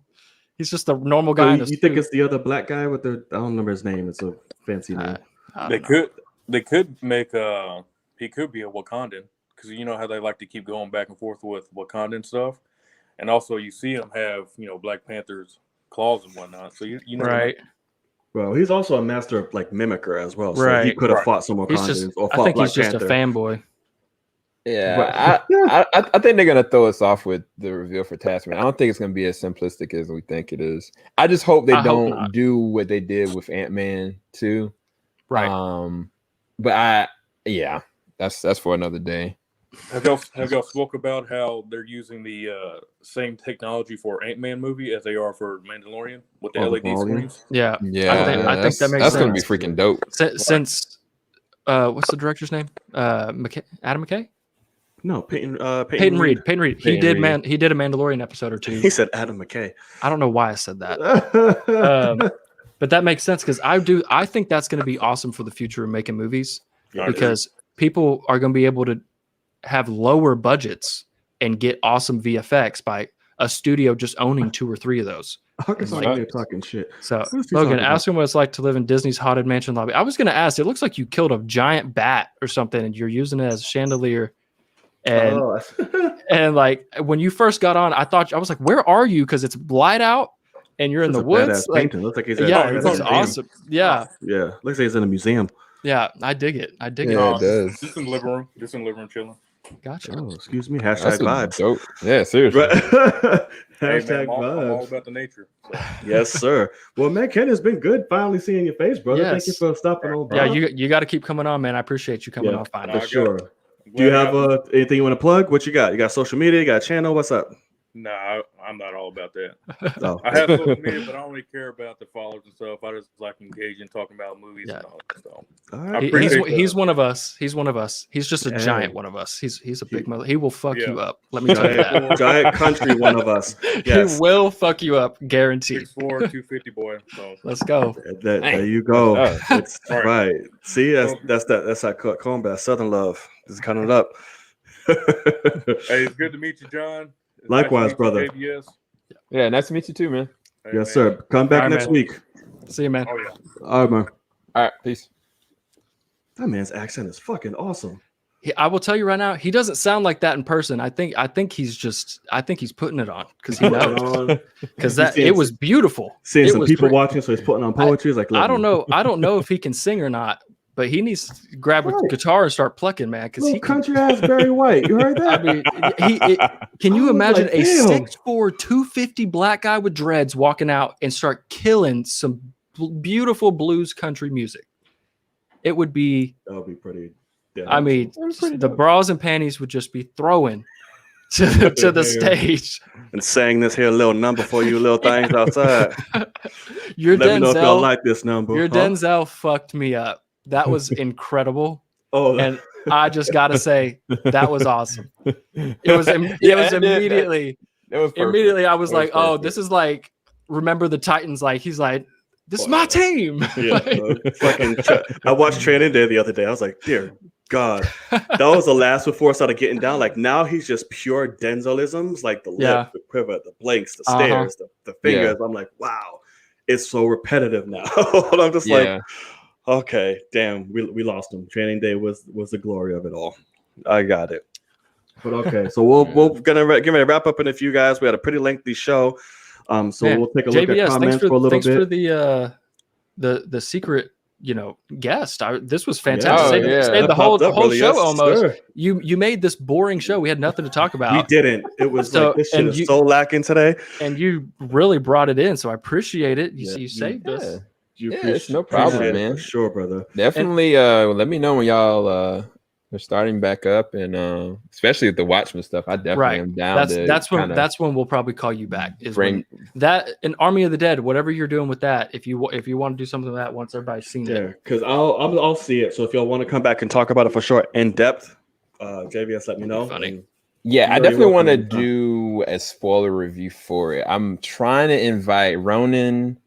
Definitely have my dude Lucas, and you guys, if you're all willing, and we can just kind of dissect and spoiler discussion. But if y'all want to talk it beforehand, just let me know. Well, if anything, we can definitely we can joint it if you want, so we can have it playing on both. If you want, or we just have it on yours. I don't give a fuck. I mean, whichever one, like it's whatever. As long as we're talking about it, it's cool. If we join yours, we'll talk about it again on here anyway. Yeah, it doesn't even matter. So okay. We repeat ourselves all the time. There's plenty of stuff to talk about with it. So it is. Yeah, so we'll have fun. It definitely is. This man is good luck, job. Oh man. What this crazy, the only Arkansas. This man be at the most random shit and just be throwing it out. I'd be like, dropping gems. Did y'all see what I put in the private chat about Namor? Let me see. Because I think, would be perfect. Okay. He's already in with Disney. I honestly think they've been wanting him for a minute, to be honest with you. And I honestly think that might have been the plan. For not necessarily the actor, but like bringing him in for Black Panther 2. I think that might have been the plan before we lost Chadwick. Because but what is his? But here's the issue, though. You know, we're talking about Luke Evans, everybody. Luke Evans, right? Correct. For Namor, because Plus, also here's the issue, and it will come up. There's an opportunity, for ethnic, and correct representation. You get a British man trying to play Polynesian and all type of stuff. It's like, why don't we just stay true to the heritage and get somebody, even though we see it, but it's like, we might need to be appropriate here because that backlash will be stupid. Correct. It's been crazy. So yeah. I mean, I do agree with that. I think he'd be a great choice for a lot of things. He definitely works. I don't know how old he is now. Yeah. True. I don't know if he wants to keep those abs, but you're going to have to if you're going to be, Namor gonna have to look ripped. But if he does, everybody got to keep definitely for sure. He'll definitely be the first. I think. Don't quote me. The first mainstream, like the first main character in a Marvel film that's gay in real life, like a gay actor. I think. Oh sure. Yeah, you could do that. Yeah, I think he's the main gay, like main cast, like gay actor in the MCU. I believe. I'm trying to think. Too. Because Namor's gay in the comics. No, I'm talking about the actor. Like he would be the first, gay mainstream actor. Because I just googled is Namor gay, and the first thing that comes up, the first thing that comes up is Namor made love to a female giant sea worm. So I don't know what he's up to, but is Namor gay? That's hilarious. No, I just he would be the first because I was thinking Brie, but she's not. So yeah, I think you're right. Yeah, no, the guy that's playing the main in Eternals, he's gay. Who? What's the guy from Game of Thrones? Red Wedding. Huh? He's not gay in real life. No, he's not. He's married in real life. Are you sure? He married the chick that was what was I could have sworn he was gay. The wildling chick. No, he's talking about Jon Snow, right? No, not Jon Snow. The guy, Robert Madison or Rob Madison, whatever. Because I was like, Jon Snow is in that too. He's playing the Black Knight. No. He's not gay. Rob Madison? Richard Madden. Richard Madison. Or Madden. Yeah. You know what? I don't know. I don't think he's gay. He's gay as fuck. Yeah, God damn. He is? I'm looking at pictures. Richard Don't go by pictures, motherfucker. Go by actual facts. Okay, well, I don't think he's going to come out and say, hey, I'm gay. So, like, why not? I don't think he needs to. I don't know. I could have sworn he was because, like, I remember them saying, like, hey, they're trying to cast somebody for Eternals and it's going to be the first gay superhero. And they ended up kind of flipping it. That's Brian Tyler. And correct. Whatever his name is. But the thing was, he came in and said, like, it was a thing of they cast him first. Like, he was the first announcement. And everybody was like, oh, he's the gay superhero. And they were like, actually, no, it's this guy. And so I think they're having a gay guy play a straight guy with him. I don't know. But I don't know. I mean, it's Hollywood. Everybody's gay at some point. So it's just like, correct. In the words of Robert Dunn, it's Hollywood. Everyone's gay once in a while. Yeah, I don't know. I think the quote that he did last interview I see, it says, I keep my personal life my personal life. So it's possible. Right. So I don't know. Yeah. But yeah, it's okay. To each their own. Tear it up. You admit it. You don't. Whatever. You want to get tickled? That's fine, buddy. But it's Boy, it would be. But like I said, you got a few minutes left with us, guys. Keep the comments going. Anything you want to talk about? This ended up being a good show. It was a great show. I'm happy. It was a really great show. I appreciate it. Akasan, thank you for the fourth member hangout coming out here with crazy shit as he does. Akasan said he's gay, but he doesn't say so. Right. It's like, so you don't know either. Okay, thank you. We're all in the middle of nowhere. Are the amazing acting talents of Louis Tan? He's talking. Yo, so that's the thing. That'd be freaking dope. Right. It would be I think dope. that makes sense. But Akasan doesn't mean that. That's the thing. That's the thing. As we white, I'm like, we can see that. Because like a lot of people wanted, because I was thinking about this, a lot of people wanted Stephen Yeun back in the day to play Nightwing. I was like, if you wanted to keep that same, he was like, oh, he's a little older now. Fine. You can get Louis Tan. I think Louis Tan might actually be too bulky. For Nightwing? What, for Namor? Yeah. Nah. He's kind of like, I almost look at the guy. He's tall. He's tall. And I think that he could slim himself down if need be. I mean, as he gets older, it'll work just fine. But like, what about Joe Taslim? Too short. I was thinking that too. How tall y'all want this guy to be? It's Namor. It's Namor, dude. Right. Louis Tan has a perfect frame. Like he's not like fucking jacked, but he's lean, but he's cut. But he's like, all right, cool. Okay, Louis Tan's 6'2", Joe Taslim's 5'11". Yep. Louis Tan. It's really that big of a difference for y'all. Yep. How tall are you, John? I mean, this is from a comic book standpoint, I would love to see Namor and Black Panther face to face. You're just you're not wrong. Looking down. Yeah, you're not wrong. Yeah. But also, they made Robert Downey Jr. and Chris Evans look the same height. So true. I mean, we all can't be 6'4", Logan. I'm 6'2". Oh, I thought you said you were like 6'4" or some shit. Were you bullshit when you said that? You told me 6'4" once in life. That's probably me. What about the guy that played Kung Lao? Oh, Max Hong? He's pretty cool. Yeah. I don't know. I liked Namor? him. I don't know if he's Namor now that I think about it. Yeah, not Namor. But he's Ludi Lin either. Ludi Lin, no. No, I like him though. Yeah, he can be fine as Liu Kang. Stay there. And anything else that you do, that's great. But Namor, no, I couldn't see it. I'm so interested in that. But who would you cast as your Black Malcolm X? Jesus Christ. It's tough. Professor X and Magneto. Who would you cast Black Malcolm X as Malcolm X? I don't need it to actually be Malcolm X, but I would love for it to be like a guy, like if Charles is a guy that was a black guy but had a good life, like he somehow was in, whether he somehow already had money or something, and then you have a guy that grew up in the projects, grown ass man like Elijah Bradley type of guy. All of a sudden he gets powers and he's like, you know what? Fuck this world. Isaiah. And saying like if he flips and is like, no, now that I got these powers, like, what's up? So like somebody like that, because Scarlett Johansson already has been cast. So I don't know. That's a tough.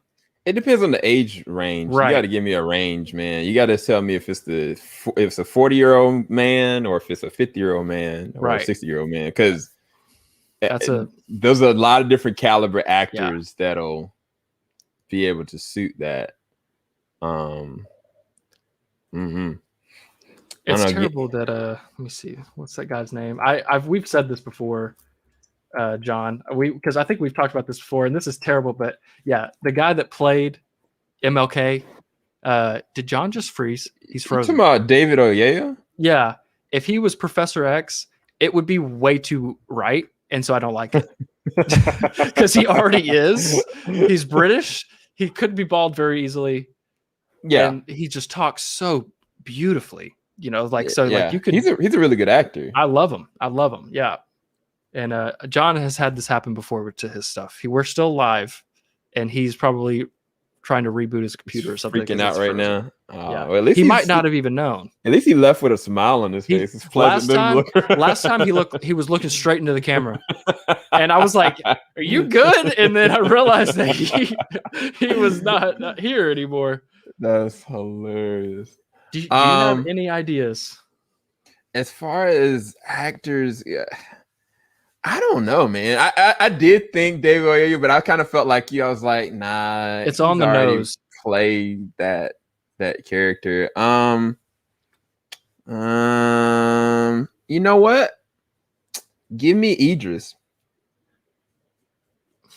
He's Heimdall. Doesn't matter. Okay. Who cares? Because that was the thing too. Is I was about to say Forrest Whitaker, but he's in Black Panther. If we were going to go older, because I ain't gonna lie. I mean, giving me a Idris as an Eric would be freaking. That would have been perfect. Awesome. Absolutely perfect. What would be an interesting Charles though? Now that would be interesting, right? Who would play a good Charles? Because I will admit, my first inkling is to go older. Mm-hmm. If we were going to try to get closer to the civil rights movement. Mm-hmm. But man, it's tough. I mean, oh God, not Morgan Freeman. Morgan Freeman. No, God, that would be funny. That man is in his 90s almost. He's so dude. old. That would be hilarious. Man, that's so hard. Yeah, that's tough. Even like Danny Glover's older. Finally, he left. That's a tough one. I might be making this too difficult. I mean, which you could still do it. You could make it more modern, get them younger. And it'd still be.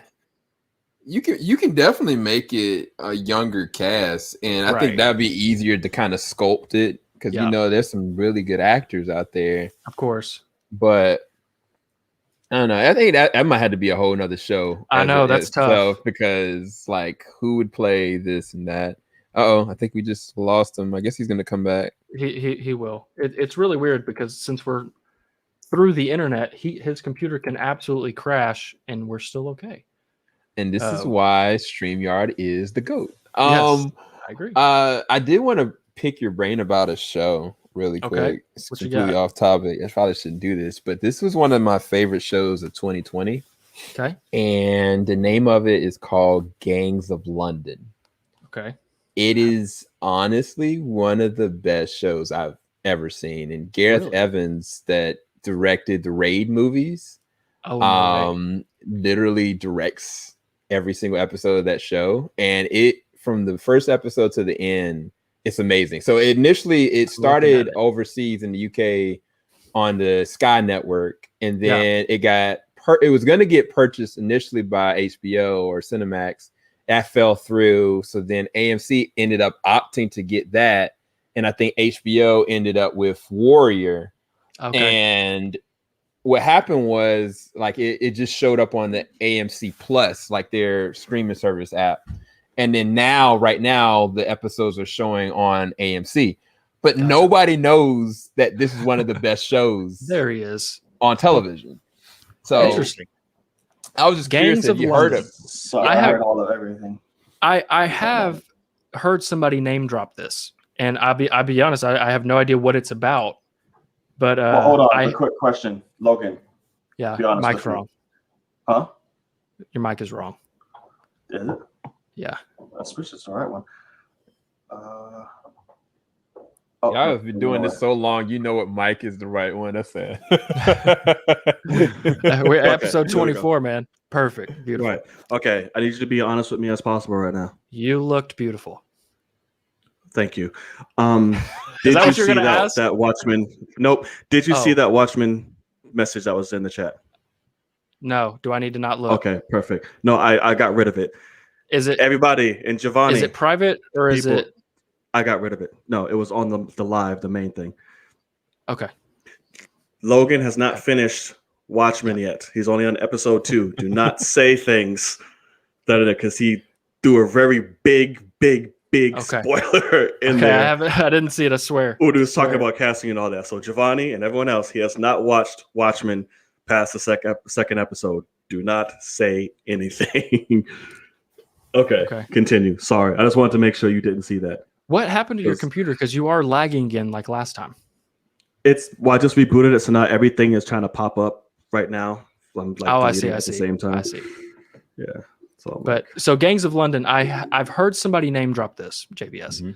I don't know anything about it, but you are most definitely selling me on it. Yeah, it's crazy because it really is what it says. Like you have a gang faction in London that kind of controls the city, and like there's different like sections of the city that kind of have their own territories. And I mean, again, this is the man that did the Raid films. So is it like crazy action? The action is amazing. And the story is good. I think that's the thing that blows me is that the action is amazing, but the story is even richer than that. Man, okay. Like you're gonna get if you start it, you look at the first episode, you're gonna get hooked. Gotcha. So I was curious if either one of you or John has seen it. I haven't, but you are selling. But I hear a lot of things about it though. Yeah. But I will definitely check. And it's on AMC. Sure. Yeah, it is on AMC. They are on about episode 7 by now. Oh, it's on AMC? I didn't know that. But yeah, it's been out since the beginning of 2020 is when it started. Because Into the Badlands was my shit. And that's kind of makes me think of it a little bit. Oh, dude, look, you're gonna love this mess if you start it. Perfect. I think I can watch it right now. I can sign into AMC on my computer and just watch it. So, good deal. You're gonna be up all night. Good luck. No, I'm not gonna. That might be something I do. He's not a binger. That might be something I do reactions for. If you say it's that good, I might want to. Oh yes, that is. Yes, react to that. So maybe after Watchmen, I go with that. Especially after around the second episode when they start to get to the crazy fights and the gunfights. Dope. Like, I love it. There's and take those banners off for Patreon. This episode, I did actually. I'm starting to. Okay, good. Thank you. Yeah, something around the 5th episode. There's a raid situation that happens. Oh, wow. And it's amazing, dude. Awesome, man. Good. Holy so shit. Good. All right, I'm excited. Thank you for the recommendation. We will be all over that. It looks is that Mama Stark in the show? It is. All right. Mama Stark. From Game of Thrones? Like Game of Thrones? Oh. Mm-hmm. She's the mother in the family. Okay. I only know the last season. She looks evil as shit. Okay. No comment. All right. No, I love it. Sweet, man. All right. So I think this is a beautiful spot to end it on before Marvel shuts us down again. That's correct. But we want to thank you guys for joining us on yet another episode of the Film Cave, episode 24. It's been a fun as hell show. We made a lot out of a little, thanks to JVS as well, and Akasan for stopping on by and keeping the live chat entertained as well. I want to thank you guys for joining us, whether you're watching live or here on playback. We want to thank you. If you truly enjoyed what you saw here, hit that subscribe button. Support content creators, support artists, support originality. Don't be accustomed to the norm. Branch out. Be a part of something. If you can watch, you can subscribe. And that's for any of these gentlemen on this panel and anyone that we shouted out today. So, Logan, what you got going on, brother? Where can the people find you? Which is link to his channel will be in the description box. Yes. Logan Swish, obviously. Everybody should know me by now if you're watching this show. Logan_Swish on Twitter. I'm very active on that. You can see my tweets that cause massive outrage for certain communities, and also doing the Watchmen stuff. That's kind of that's where I'm really excited for. I'm doing the whole thing on Patreon, and I'm editing them for YouTube down, and so it's fun. I can't wait, especially after these guys spoke. I'm very excited to get into that. So yeah, if you're interested, check me out. Yes, sir. And Sir JVS, where can the people find you? And if you got anything going on, let them know. Yeah, you guys can find me on YouTube. Just type in Team JVS or just type in JVS. Our Twitter is team_JVS. You can find me on my personal Twitter at super SEL0320.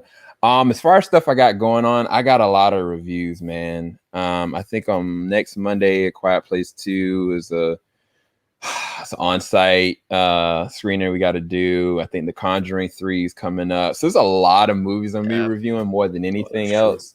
And I got some crazy life changes about to happen. So the Team JVS website is about to completely change completely. Oh, wow. Okay.